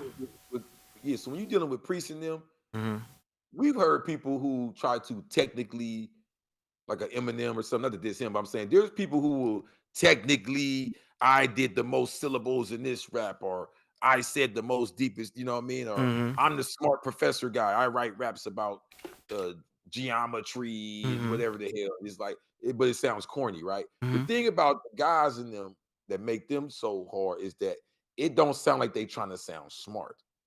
You know what I'm saying? It sounds like that's just how they talk. That's just how they think. That's Mhm. just second nature. You get that vibe from them. You feel what I'm saying? Mhm. You don't when ODB was screaming and yelling and all that, you didn't feel like he's like some one of these, characters that the label threw together to try to get some attention. You felt authentic, like oh, that remind me of my drunk uncle. That's how he be talking. Like, you know what I'm saying? Like, even though he Mhm. might be saying, I didn't hear ODB say some crazy stuff I don't agree with, and still I'll be in there laughing, cheesing, because it just sound real. Mhm. You know what I'm saying? And you ever got that homie that's like that? Like, you be like, bro, you really just told her that? Like, man, this dude is brave. I can't believe you talked to her like that. Well, guess what? You might not could talk to her like that. Because Mhm. she know you ain't real like that. She know that wasn't in you like that. You feel what I'm saying? But Mhm. that was in him for sure. He meant that when he said it. You know what I mean? Authenticity gonna trump everything. You got to be yourself, Yeah. And I say all that to say to me, that's what we pick up in the music more than anything. You know what I mean? That's why sometimes you get the artists where it's like, he ain't even saying nothing. But it's like, it feel like he's really about like Lil Pump. Mhm. What was that song he had that blew up Gucci Gang? Yep. Trash song, right? But did you not feel like he's a pill popping Gucci Gang type of guy? He was keeping it real for himself. He was Yeah. keeping it authentic. Yeah. As trash as it is, it's value for him. Bro, as trash as it was, even I used to be like, okay, I get it. Yeah. It ain't my cup of tea, but I get it. You know what I'm saying? You can say the same about Tekashi 6ix9ine. You know what I mean? He was putting out trash, and he was like, "I know my stuff's trash, but it's hot trash." That's what he said. You know what I mean? He knew he was putting out hot trash, but he knew he was, gathering up the hype by spitting with that hype. You know what I'm saying? Now he's on to some reggaeton stuff and everything, but he had his little time where he was, Here's what I'll say about that. Mm. Now, was he authentic? No. Nah, But yeah. the music was. I'm gonna tell you why. Because they were them guys he was running around with. They Mhm. really were creating a bunch of chaos all over the country Right. during that time he was making them songs. Yeah. You kind of get what I'm saying? Mhm. So he may not be like that in everyday regular, but if he with these dudes and they just robbed somebody or shot something up, whatever they just did, and they go to the studio right after, that energy's still up on them. Mhm. When Exactly. he's screaming, Mike, I'm a killer too. Like, I may be like, what is this? But there's people picking up on that vibration. And that's when you get beyond what's on the face surface. Mhm. Vibration. That may be like when you hear a rapper who's talking about a certain thing that you may not even relate to, but it just feel like he really, you know what I mean? You can hear the authenticity when he talk about it. Like, I don't even know about that. But like Mhm. Jeezy, with a lot of people that listen to Young Jeezy don't sell drugs. But they Mhm. just feel that hunger that he's talking about is that up all night. Hey, Mhm. I don't know, but it sounds good. I feel it. Like, you know what I'm saying? It's like it's a feeling there. There's an energy there that they're picking up Yeah. in between the lines. You know what I mean? And that's what you can't pay for. Right. That's what you can't. That's what the labels is giving them $1 million for. They recognize, oh, he got that thing. Mhm. You know. And they create it consistently. Even with a lot of those females, a lot of people don't get it. I get it. Now, I don't like the newer version where they getting kind of like competitive and who gonna say the freakiest thing. But I'm saying, as far as like when you get your Ice Spice or Bia's, okay, they're trash, whatever. But because you be in the club, they do have that kind of dingy princess. Like, you get what I'm saying? So I can see those type of women playing that stuff 1,000,000 times. Like, yeah, they got the look and the sound and the mind of that. It matches. If you're if you're the trick guy who just loves them types so much, you might even be listening to that. Like, that's right. Yeah, I'm still playing Deli, the song Deli by Ice Spice, and the club is still like bouncing around to it. You know what I mean? It's got that boom, boom, boom, boom, boom, boom, boom. Same beat that C guy says, I'm out here in LA. Yeah. We can go band for band. That same kind of fast boom, boom, boom. What's in that? Glorilla doing that also with Ghetto and Ratchet. Yeah. They all following that same fast. It's like I think it's like 140. Boom, boom, boom, boom, boom. So that's the attractive part of those tracks. You know what I'm saying? It's like in the club they just feeling that sound. No matter how trash the artist is, there's a formula. You know what I'm saying? It's pretty crazy. No, 1,000%. It's just like when Glorilla, look at the song that blew Glorilla up. She's nothing like she was. She don't look the same. She don't sound the same. She don't talk the same. None of that. They really molded her what they wanted. But that first song was the one that blew her up. Why? Because it was authentic. Even all of us who was clowning say, "Oh, get this F and F dude free. We don't want to hear this crap. Look at the video. Look how they look. Ah." Yeah. But we were watching it laughing. Mm-hmm. We were playing it again and say, "Look at this mess." What makes you hate something? Because you know it's the authentic one. Mm-hmm. You don't really hate the fake one. You know what I mean? You ain't like, look at this is a real Ratchet. This is a real, you know what I'm saying? She shouldn't get no time. It's you know but what I mean? It was like, yeah, even but the haters. It's also because we're surrounded in this area with real hip hop heads, people who know hip hop. You know what I mean? It's like a Mexican chef watching Taco Bell, people eating Taco Bell. It's like the Mexican chef is like, that's not even real Mexican food. That's not even a real taco. Like, what are y'all doing eating this Taco Bell? I'm a Mexican chef. Let me show you how to really make the real stuff. You know what I mean? It's the same difference between. You look at it like that, or you look at it like fast food music. Or you look at it like this. I always go to food. She eat alligator. Ooh. Does that make sense? Like, it's something completely different. Because I'm gonna be real with you, bro. I'm with you. Hey, fast food. But if I give her fair day in court, I know nothing what it's like to be that. I don't care how many of them type I've dated, or I think I know, or my cousin. I'm not them. So the truth is, if it comes to bars, I don't know if what she's saying is bars, not because I don't know what it feels like. You got to say, if she says something about a tampon that's bars, it might be bars to everybody that wear tampons. They can say whatever they want. The audience is going to eat it up. Because you got little kids who don't do any drugs, suburban kids, dancing Molly Percocet, Molly. You know what I mean? They don't have any relation to that. They don't connect with anything that Future is saying, but they love the beat. And because that's a target audience and the labels know that, it's like they let the artists can say whatever the hell they want. The beat's there. They could talk about hot dogs and hamburgers, and they're gonna listen to that. They're gonna bump it up. Remember that song Future Babe? He was going, Oh yeah, it's called Pluto. Like, you talking about Plutowski? It's like I play that. It's not something. It's not in my whip, but it's in my DJ set because I know that like it's called Plutowski. Dude, I'll have a lot of Future tracks. They be eating up the Future a lot. It's crazy. And he's got that mumble rap stuff down. It's not in my whip, but I bump it at my club because they want that. Don't judge me for this, but I'm gonna tell you this is a real story right here. I never even cared too much about Future's music like that. I wasn't against it. I knew Future, I knew his songs, but I never was like a Future fan, right? I'm gonna tell you when I really got into Future. Plutowski. Driving across the country, especially alone most of the time, I might have 4 or 5 hours driving, 6 hours driving, whatever. And I need something that's not too intense. Where I don't want to be thinking so much or laughing or enjoying myself so much that I'm get worn out. Right? I don't want to be so calm I fall asleep. Like classical music or jazz. For whatever reason. Yeah. Because Future music is entertaining. It has the drums to it. But it also, the lyrics, you don't have to think much. No.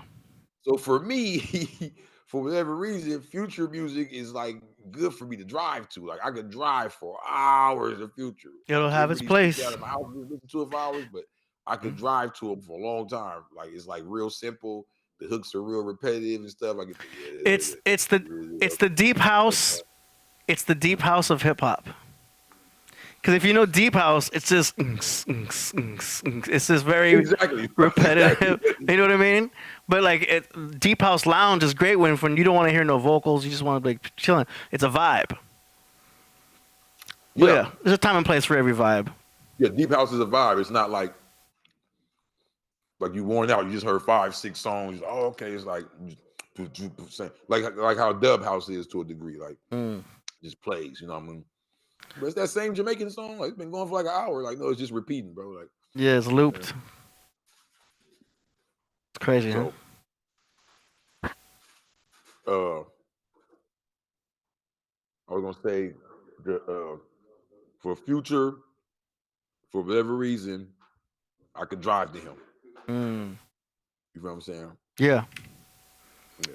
I was talking to the Podcraft a few weeks ago, talking about how everyone should have a playlist, a different set of playlists. You should have a morning playlist, a driving playlist, a focus playlist, a get crazy playlist. You know what I mean? That we all need to update and keep organized our playlists. Do you know what I'm saying? Because it's just good. Like, oh, it's good to hear good, new music all the time too. But sometimes the radio's trash, and you don't always want to go on Pandora and hear something new. So you got to go to your playlist sometimes when you just want to throw something on. You know what I mean? And we all got to update them. We all have an old school playlist. To hear the old school, might have a Wu-Tang playlist, Killah Priest playlist. You know what I mean? It's key. It's key because we're your diet is just not your food. It's obviously it's what you listen to, it's what you watch, and stuff. And I think if we keep eating the good food, we keep listening to the good music. You know what I mean? It kind of keeps us where we want to be. Sometimes it's always good to explore out, check out new music, but getting your best songs, the songs that give you an energy all the time, I think is important to have that in there. You know what I mean? Classical songs, rock, whatever you're into. Setting up a playlist for all of those feelings, I think, is important. Because like when I hop in my whip, I put my driving playlist on. I already know what I'm going to listen to, but it puts me right where I need to be. You know what I'm saying? Of course, nowadays it's a podcast. 1,000%. And I'll say, even go as far as to say that your playlist, it has to reflect your style, your culture, your personality. I go to some people's house and they're like, they turn on the TV, they turn on the music because I'm here, so entertain your guest, but they don't know what to play. Yeah. You seen that? They're like, what do you want to listen to? You're like, I don't just play what you play. I don't know what to play. I just let it play. Yeah. Like, for real, like, I just be turning on whatever's new. I just press play, then I get to complaining and stuff. Stuff is weird, stuff is trash, the people like everything's trash, everything's weird. Like, how is everything trash? You have access to any song in history. Why are you playing trash songs? Yeah, not everyone has a DJ mindset or be able to read the room. No, hold on, AD. The room is them. Yeah. They can't read themselves. Yeah, that's the thing. You know what I'm saying? We didn't like you said, if you don't make your own playlist or just even force yourself sometimes, like, you know what, I'm not gonna listen to what they got me listen to. Or just be real to yourself sometimes. That song was trash. Turn that off. Just play this. If you don't force yourself to think, then something as simple as choosing a song to play can become heavy again. You can't lift it. It's too heavy. I can't lift it. My brain hurt. Right? Something as simple as pick a song. I've seen a woman melt down.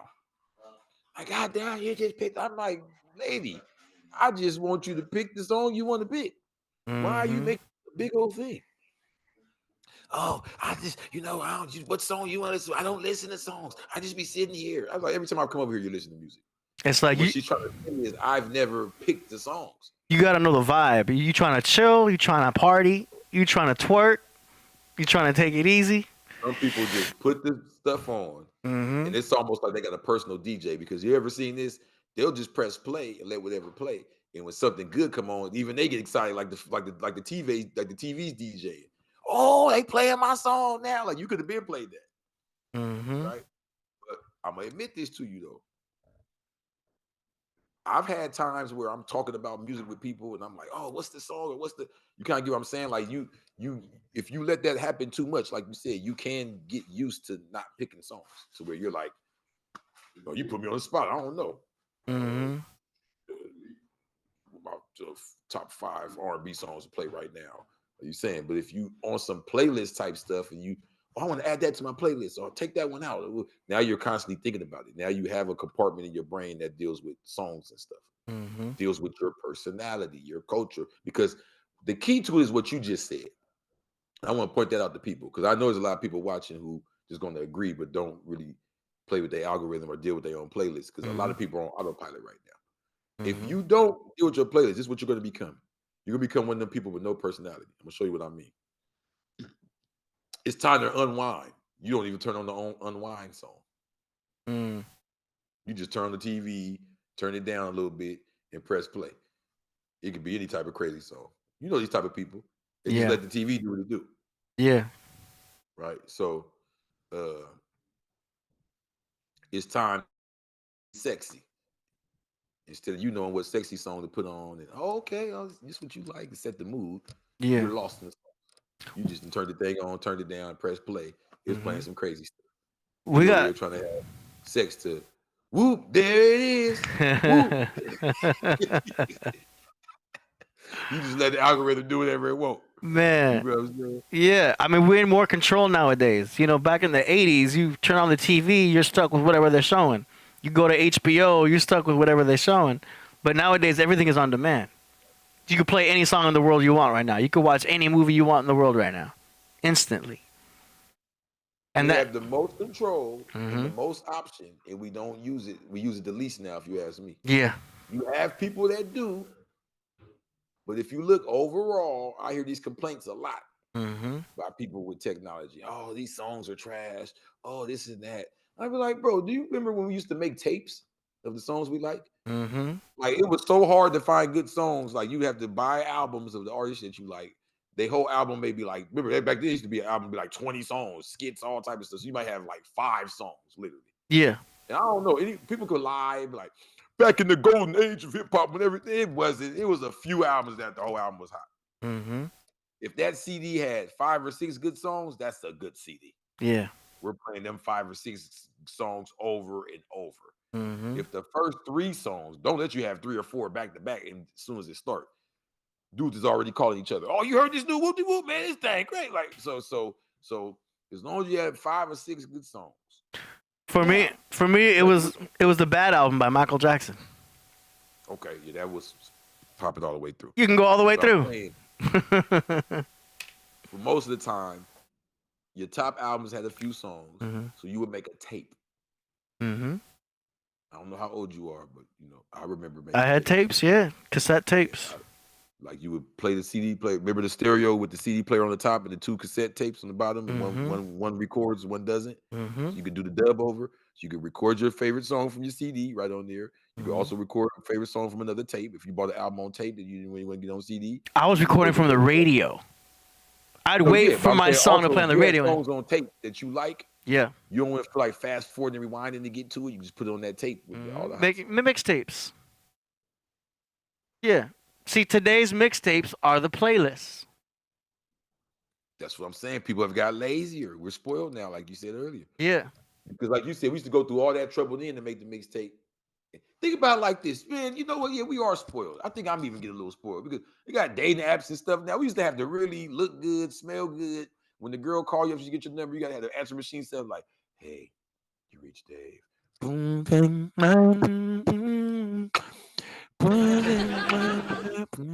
leave your number after the thing. Peace about later on. All right, bye. Have a nice day. God bless you. Beep. Then you have to have your beeper, and then when they get there to you, you better not be in here quiet and silent and uncool. You better have a whole mixtape that never stops. You know how cold I was? Before I even got some booty, I had my sex mixtapes. Oh, what? For real? It did, yes. With some Barry White? Hell no. I didn't know that. We did the Isley Brothers? I remember I had that song. I think I had like Between the Sheets on there a couple times. There you go. But I remember I had that song. What's that song with Jamie Foxx and that girl? I forget. Remember her name. T-shirt and my Panties on. T-shirt and my T-shirt panties. and my panties on. And I remember that was like Mhm. the, ooh, you play that, they going crazy, right? That's a lap dance song right there. So, listen, this is what I'm saying. Yeah, you know what? We needed this episode. I gotta step my game back up. We used to put a lot of effort back in the day to make it happen right. Yeah. I had that song timed out perfectly. So you know you can't have that song first. It's not cracking that fast. Right. So I had it like song 6 or 7. Like once the conversation did win, we already, you know. Oh damn. 3 times back to back. Oh damn. And not like you remember back in the days to do the fade out, right? So Yeah. I didn't have the fade out because I didn't want her to realize it. Oh, songs over. It was that long, right? Yeah, we're gonna need some more time on this one. This is how manipulative I was with the mixtapes. So it was literally like, I'll never forget it because it was like my first time. It was like we talked, and by the time I timed it out for it to be get popping time, it worked. I timed it perfectly, AD. So we sit there, we talking, you know, we flirted, and she's like, "Oh my God," she's like, "You got a shirt." You know what I'm saying? Like she wanted to act out the song. She wanted to do a dance for me, like you said. Like Oh, so I yeah. said, "Oh my God, this shit couldn't have went better than this shit." Whoa, game 1-on-1. Okay, yeah. Gave her a little shirt. She did a little impromptu dance. But what she didn't know is that the song was 3 times back to back without a fade out. So she just thought, she was like, this is a long dance. You had it perfectly planned out.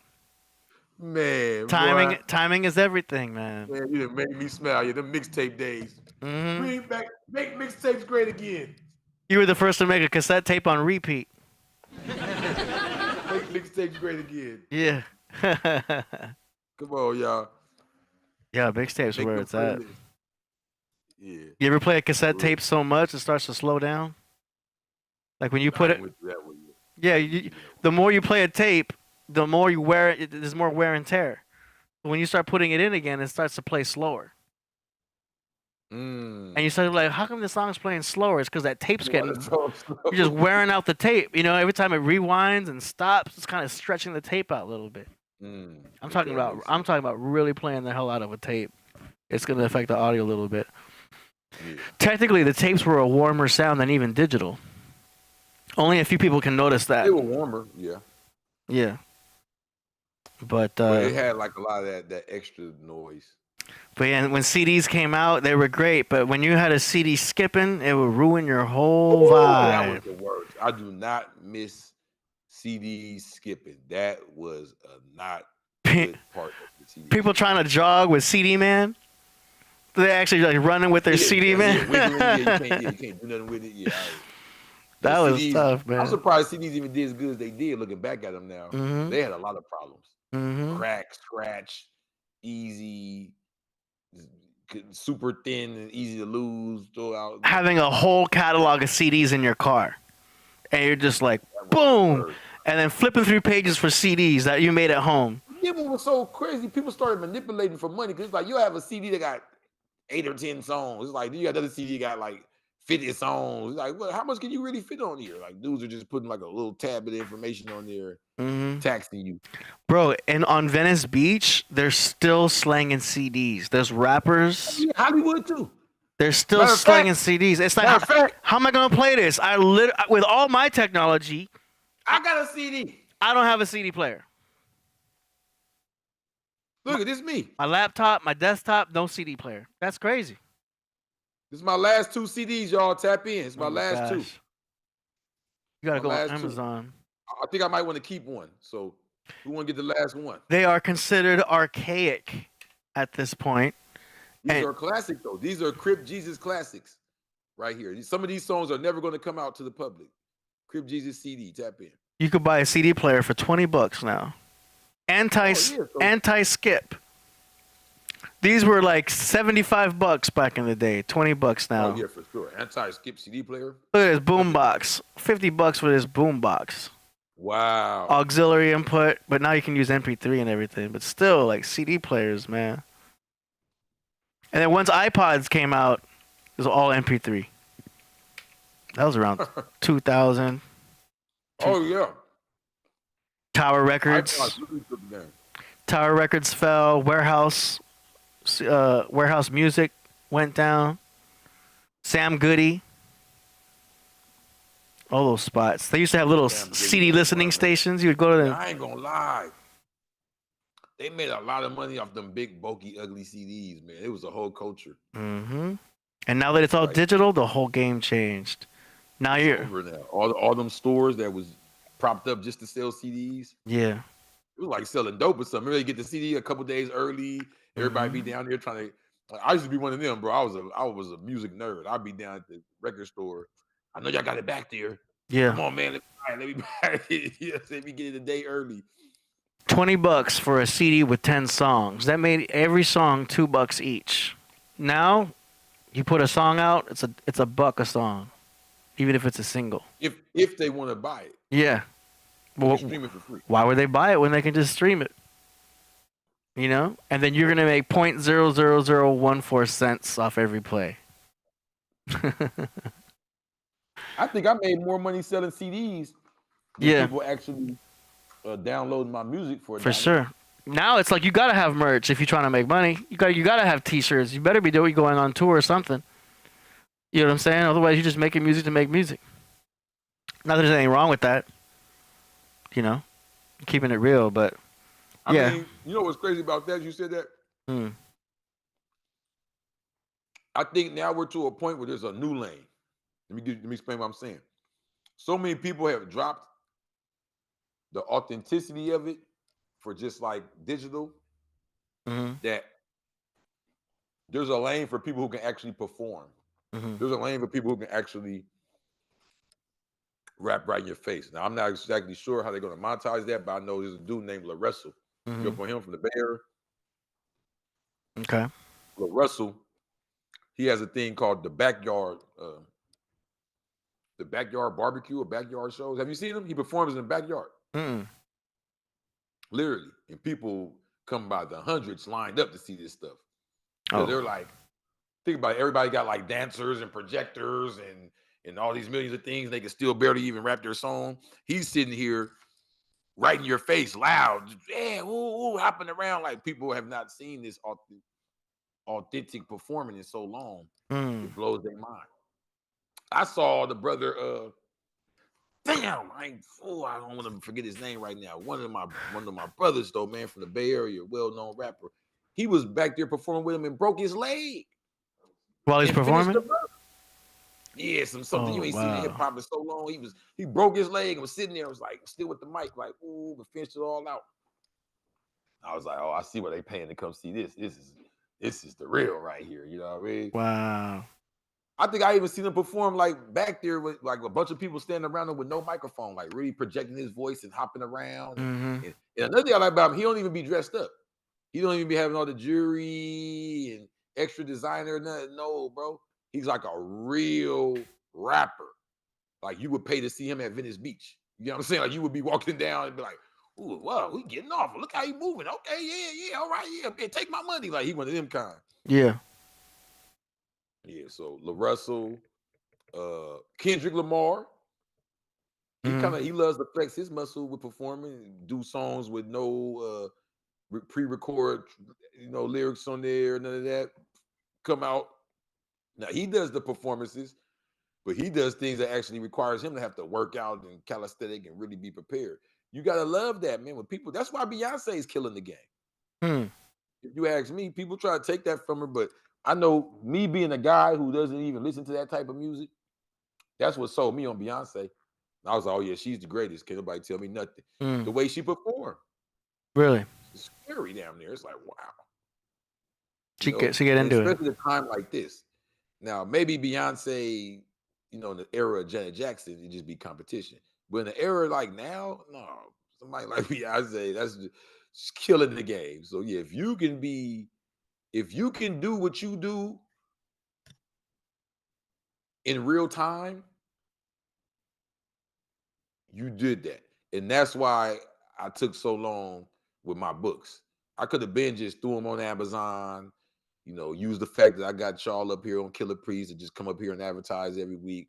But my thing was I wanted to actually be like in that hopeless position where it's like, okay, it's just me and my book, and I'm going to talk to you directly. And I'm going to read it to you. You're going to either buy it or not. Like, you get what I'm saying? I wanted to figure out how you go through that. What do you say? What's the sales pitch? Where do authors hang out? Where do you know what I mean? I wanted to be able to do it in real life. Where do authors go? Where are they hanging at? Where do you know what I mean? Where do people buy books? Where, you know what I mean?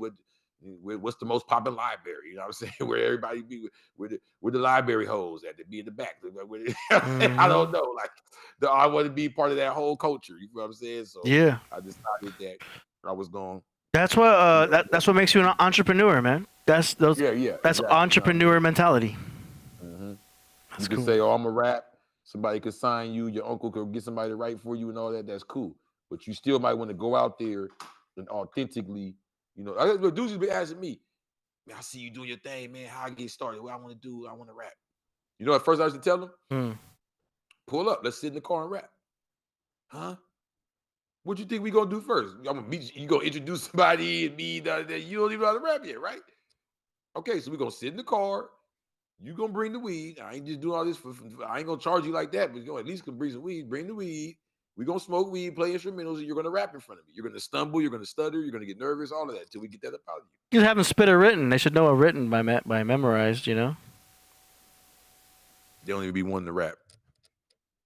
Every rapper should have a written that they can spit at any time. Hey, I hate to do this. I love y'all, Podcraft, but I bet you even half, I'll be nice and say half of these dudes even watching and sending stuff in, if they were face to face with you and you told them to rap, they'll just, huh? That's what the internet has created with a lot of different things. It ain't just with rap. I ain't just picking on them. It's a lot of things now that people can do behind the screen. Yeah. That's going back still the same topic from the beginning of the conversation. Authenticity.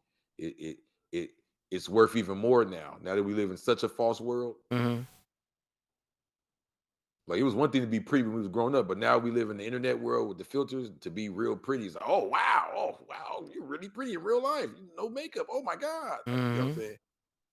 So, no filter. in real life, you didn't hear that a lot when we was growing up. You're pretty in real life. Everybody was in real life. Yeah. Yeah. So no filter. Authenticity has a different value right now for sure. That's what's up, man. Well, we got I see you got some tracks you want to play. We can go right to the song promotion segment if you want. So you put that cover up there. I just want to show y'all. February 22nd. I am not I am like the letter I, like Nas, but EYEM. Feel me? So you can see me there. Shining. Crip Jesus. Got my Chucks on. You know what I'm saying? All that. Hold on a second. But here we go. divine, though. What you would imagine if you thought of a Crip Jesus, right? Yeah. So, which one first you think we should hit them with? The Chariots? We could just make it part of the song promotion segment. Okay, let's do it. You know what I'm saying? Part of the song promotion segment. Album promotion. Let's do it. I'm going to go right into it.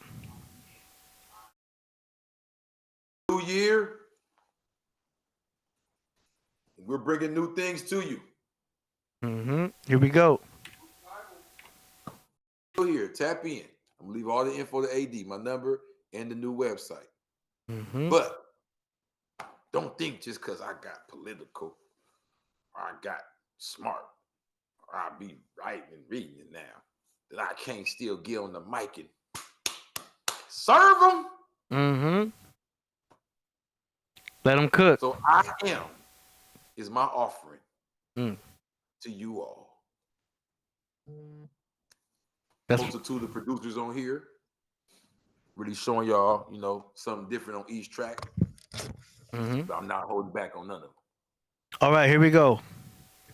Song promotions.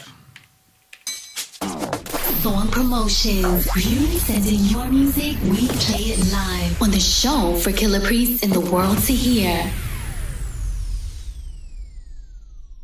Now, when I played that, were you able to hear that audio? Yes, sir. Okay, cool. So you do hear audio. Okay.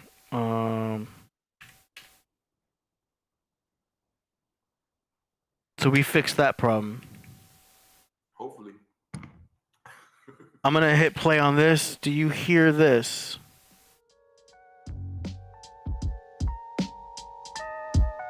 You hear that? Okay, cool. So sound check is good. Here we go. This first artist. We'll do these three. We got 3 submissions here, and then we're gonna go into Crip Jesus for the feature presentations. This artist is David J. Blazer with a song called "At the Gate," beat by Adrian, not me, no relation. Here we go.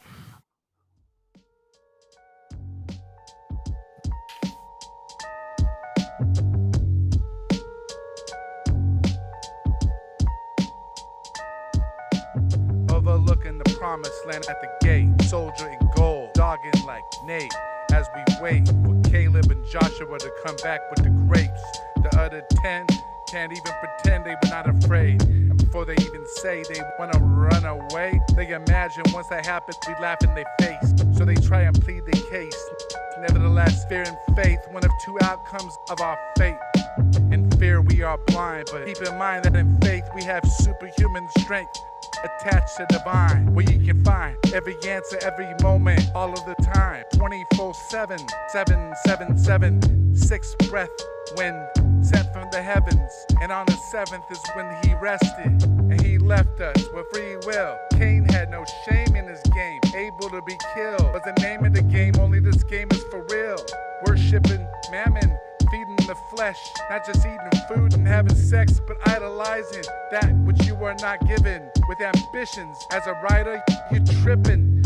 What you sniffing, what you sipping, while you ignore the iceberg and fail to see the scale is completely tipping. Analogies of the Titanic spark panic in 1,000 women and children.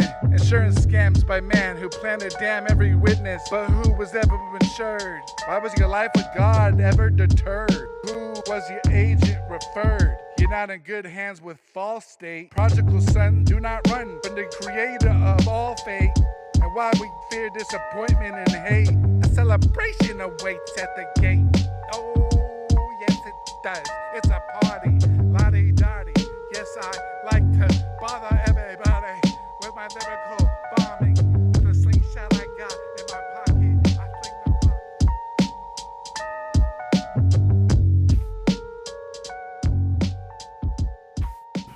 the Okay. At the gate. What you think? I like it.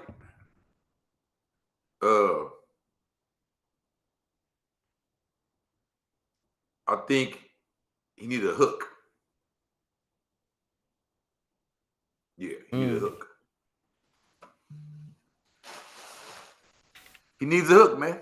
That's what it is. Yeah. He needs to stop being so selfish. I know you like your own stuff, but we want to like it too. So that was good. But don't just be all over the place. Put a hook or something in there. Make it a conceptual, you know what I mean? Mm-hmm. Tighten it up. Real hook.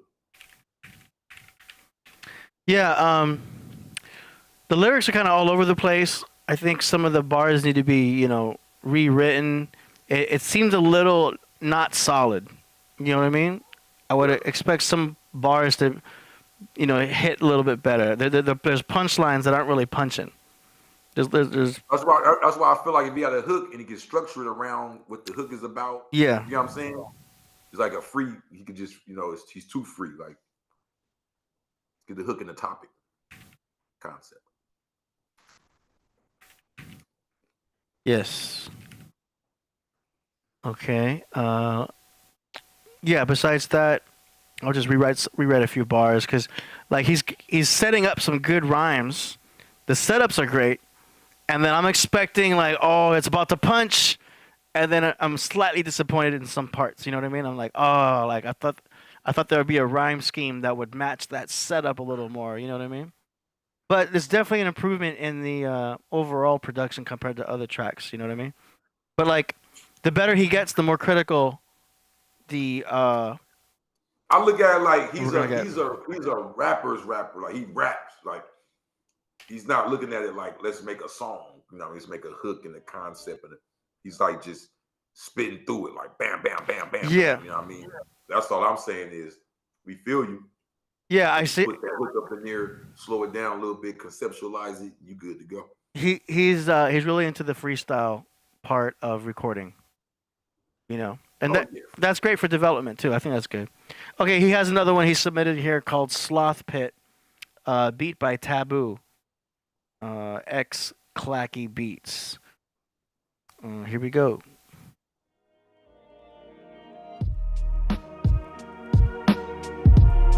Nice beats.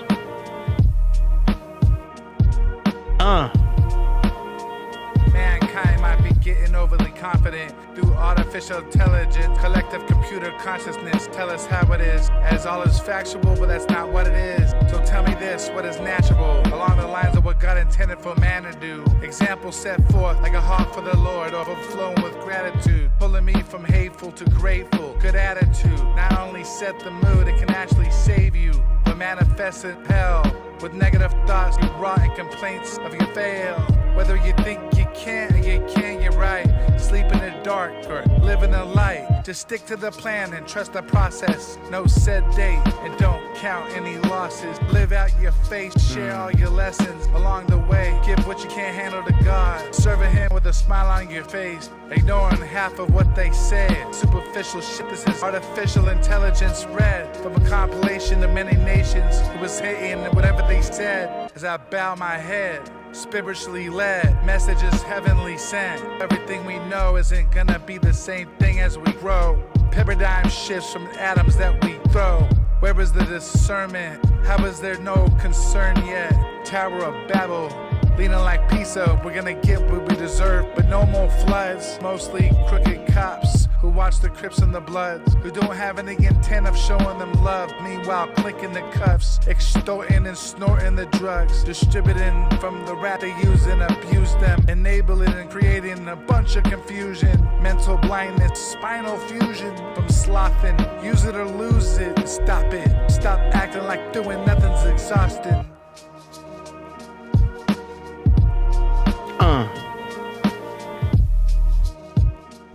That was a lot better.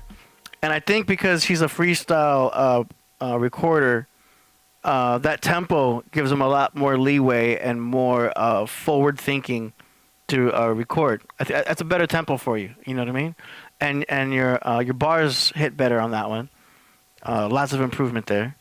And that's a dope beat. When you freestyle, it's all about the beat. Yeah. The wrong beat can make you sound like you don't know how to freestyle at all. You be like, Yeah. what the hell is he? Shut up. God damn. Especially the right beat that had you like, well, where'd they find this dude at? Tupac and Biggie are back, right? Like, yeah. Like, it's all about the beat. I don't care what nobody says. It's all about the beat, unless you're going to just go a cappella. Yeah. You just go off yourself. But if not, it's all about the beat. Yeah. That beat, it ain't about the beat being whack or good. If it just don't match you, you ain't going to say what you need to say to it. Yeah. And I mean, because I've even heard beats where I'm excited, like, oh, yeah, come on. And I'm saying crazy, like, what are you talking about? Like, yeah, that ain't the one for you. Yeah. And he has the style down in his head. I can hear him. He knows how he wants to sound. No, you said it perfectly. That beat right there. Yeah. That speed, that style, the strings, the low key. He needs that. He needs that. That was it. You know what it is? It makes it sound like he's more authentic with that. Mm-hmm. That style of beat, it allows him to be more authentic because it's slow enough for him to consider delivery and consider some punchlines. You know, big improvement on that one. Good job, David. You got another track. He submits in threes here. The third one he has is called Rehabilitation Solicitation. Beat by Jesus CXN. All right.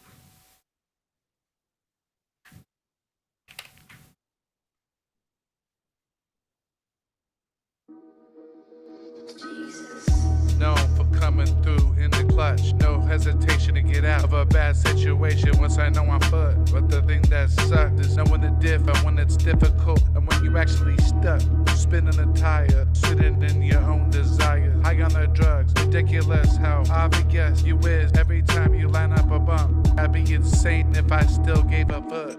But if God cares, then I flare, and it's fair to say I light it up like Tesla and Edison. I'm the best at microphone checking, and I'm coming with the messages. This life is short and then it's over. Whether you were high as the sky or dry, here's totally Toba.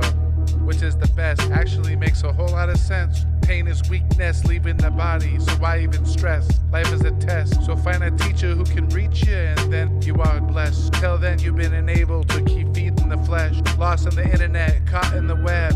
Mother Nature was a meth head and she loved you to death. Now you resent everything she did and she said. Fucked up in the head, repent for your sins. Rock bottoms and new beginnings. Fluck with the devil's whispering, he tripping. We all be sinning, not to say it's good, but if you repent, then it's evident that we should have an exit strategy for leaving the hood. Okay. So this type of beat is a little bit more rugged. And I just hear some parts that probably just need to be respit because you are kind of mumbling on some spots and there's kind of like slurred words. Like I can hear you like rolling through the end of the back where it needs more enunciation. Because with a dope beat like this that's rugged, I might need to hear some words that are spit with more clarity, more, fire with the enunciation where I can really hear a little bit more ruggedness in your delivery. You know what I mean? It's a delivery thing. And I know you're freestyling, but you may have to go back, respit some parts that are more matching the beat with your delivery, because this type of beat needs a little bit more clarity, enunciation. You know what I mean? Making those words pop when you speak. You know what I mean? A little bit more flair, just to kind of match the beat, so it's like enunciated. You know what I'm saying? Cool beat, but I would respit it to match a little bit more, so it's a little. Your cadence is just as rugged as the beat itself. What you think? Yeah, stick to them type of beats, man. Like that second one, that third one. The second one is more him, yeah. No, for sure. But even that third one was kind of like, I'm saying that first one was real energetic. I could see why he wanted to rap on that beat, but like I said before, it's not always about the beats you like. It's about what matches your style. Yeah. Your demographic. So stick to them type of beats. You're not always going to, you're going to hit and miss with the delivery, the flow, the lyrics. You know what I mean? Just make a bunch of them. But I like that lane you in right there. Stay in that lane. Yeah. Don't stay in that lane. Don't hop up out of there, okay? I see him in the Don't chat. let your ADHD kick in. Stay there for about a good 3-4 months for us. Let's see what you can get. Yeah. Stick right there for a second. He's in the chat. He says, I drank. You got me. Rehab song, drinking. Yeah, if you're going to drink, rap on a beat that allows for that type of slurriness. You know what I mean? There's actually a time and place for it. Maybe like a future beat or something that's a little bit slow so that you can actually have that vibe. Because, drunk and rapping, there's a vibe for it. There's a beat for that. You know? It's all about matching it up with your sound. But that last one was pretty rugged. But, yeah, you'd want more of a rugged delivery on that. But cool, man. It's all improvement from every submission that he does. So shout out to David Blazer for all that. I'm gonna hit refresh, see if we got any other submissions. That's it for submissions for today. We got a feature presentation with Crip Jesus. Let's get it. Going in right now. So let's go. I'm opening up the Telegram. Let's see what we got here. We got Chariots. Should I start with that? Chariots, y'all, just like what it sounds like. Riding in the chariot, right? I'm comparing it to us right now. So I'm talking about my life and how basically, living this whole little Crip Jesus experience, and anybody else is just, it makes me think about the ancestors and what they were doing in their time that was fun or lit or whatever. You know what I mean? It's just a celebration of still being alive and living it up. All right, here we go. Chariots. Yes. That sounds like one of those upright pianos that you would have at grandma's house, you know what I'm saying? Yeah. That sounds nice though. Yes, sir. It reminds me of one of these. You know what I'm talking about? Like you could hear it. It had that sound of one of these types of pianos. Yeah. That's nice. The little old school. Yeah. Saloon parlor. Yeah. That was really cool, man. Wild Western. Straight fire. You got all fire in the chat. I'm either gonna call it Sagittarius or Chariots. You know what I'm saying? I actually like Chariots for that one. I think that fits pretty well. You got a bunch of fire in the chats too. Yeah. They like it. Peace to the Divine Family. I'm glad y'all loving it, man. February 22nd. February 22nd. Tap in. All platforms. I'm gonna make sure I try to drop at least 1 or 2 videos before then to remind y'all. February 22nd. Sure. That's cool. All right, next one we've got YT Freestyle. Is that for YouTube? This one is called. That was just the name of it when we did it. That's on the MP3. That's one is called. Let me see right now, matter of fact. This one is called Racist Rappers. Oh shit! I think I heard this one. About Mr. Boredom. I think y'all probably heard it before. I think I heard this one. Yeah. I decided solid. That's cozy again. I like how he has the snare a little bit to the left. I hear bongos on the right speaker. Yeah, he does that. Like he likes to separate all the percussions and all. Yeah, he gets real saucy with his drums. That's nice because it's not very common to have it. You know what I like about him with that type? He doesn't make that type of style. He's used to, like, when I first met him, we were both on the same wave.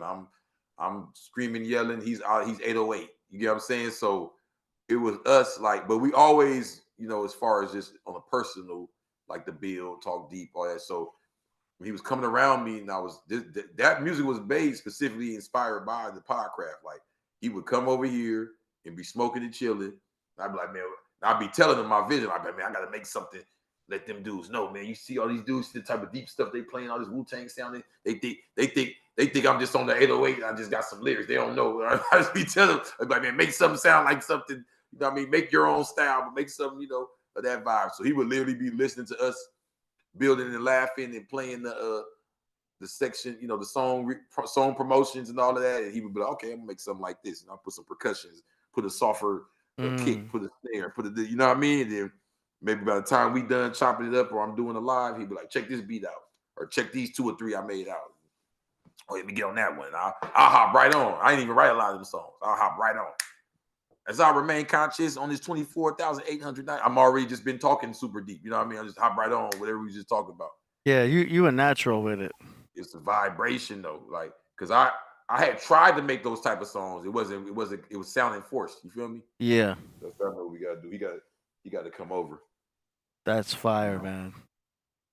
Great tracks. Appreciate that, man. All right, so that concludes the song promotion segment and the feature presentations of Crip Jesus. This has been wild, man. Any other points or topics you want to discuss before we close it out? Before we close out, I want y'all to know I'm not just here to run my mouth. I'm not here to be right here to Crip on the front and think it's all about being funny. It's not. Y'all been seeing my face up here. It's the 2nd year. I'm dead serious. As you can see, I'm standing on business. I'm wearing it now, okay? I'm not playing at all. So this year, I have 2 books. 2 the books. Blue Bible and the Black Indian Wars. It ain't about even money or nothing like that. It's about, if you've seen my journey since I first arrived on this show, for those who did check out my channel and seeing where I came from and all that, to know I came all the way to an author. And now I'm not up here smoking with my pants sagging saying, yeah, I write books too, cuz. No, we talk about a real certified, verified, really out here in this conscious community. Just support that. Just I'm out here teaching the kids. Just because, you know, I'm out here with the locs and got them reading. You understand what I'm saying? I'm bringing new music this year. You seen what I was just playing? Support that. You know what I'm saying? Not because I'm saying, oh, I rap, holla at me, because obviously I'm getting them thinking. I'm getting them ticking. Help me help us. You feel what I'm saying? The things I make, even the merch I make, it's not like Crip Jesus on the front. It's the Black Illuminati, got the eye, got the pyramid. It's things that's icebreakers to start conversations. Everything I do, I'm not here to beg for handouts.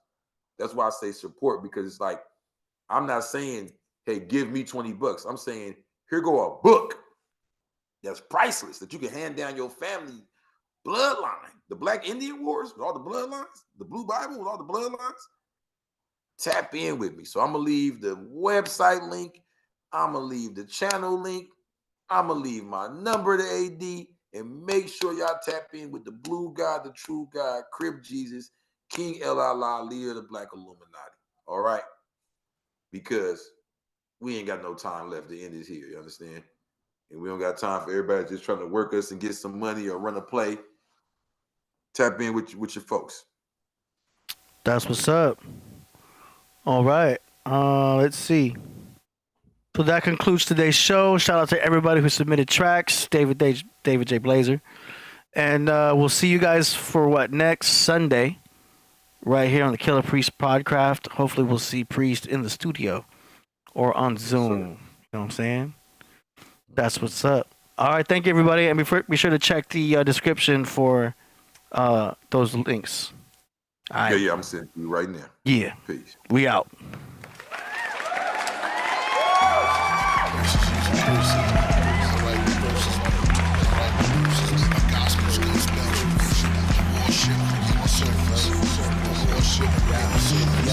Watch how you speak to me, my bars on guard frequency. Your arms too short to spar, even if you in arms reach me. Discard decency and ours are resolved peacefully. Heavily armored bombers when karma's involved. Frequently secrecy, coded language in cryptic forms of mystic norms. Monolithic lords and suspicious storms. Prolific born elaborate author of emerald tablets. So I packaged it for wise men and abbots, extracting the gems that's trapped in it. My pen's mastered it, astronomer's tone. They've written books based off on poems, the clone philosopher's stone. Behold progression, the father of all perfection. The wind carries my sessions and travels in all directions. It's evolution, manifesting purpose with spark. The works of art brought to life by the birth of a thought. So serpents who pluck get smited down. Mark it, book it, write it down. I am bound to peek around and found out when I struck the ground. Thunder sounds broke the sky, open for my potent rhymes. Soaked in blood, the chosen rise. Floating, I awoke in my inner beast with synergy, giving me Christ consciousness. My mic will ignite, throwing embers of light off of it. Know who the prophet is, the great Archon Abraxas. 7 classic planets commanding and chanting the lands with magic. Decipher the name through numeric tactics. 365 heavens, ascension axis, relentless practice.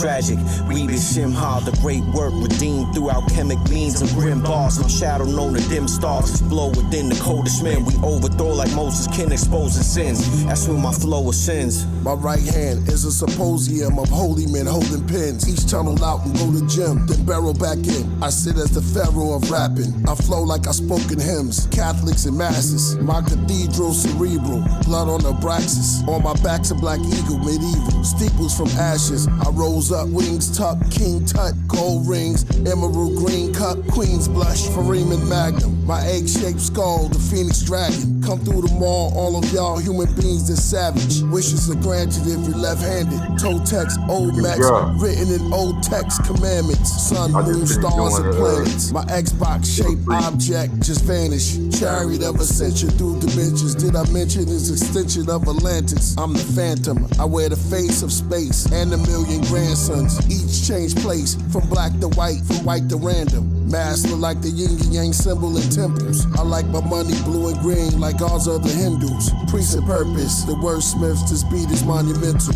Christ consciousness, bow down and honor it. Yeah, we deal with the waters, Noah's Ark. Now we deal with astronomers, show you the charts.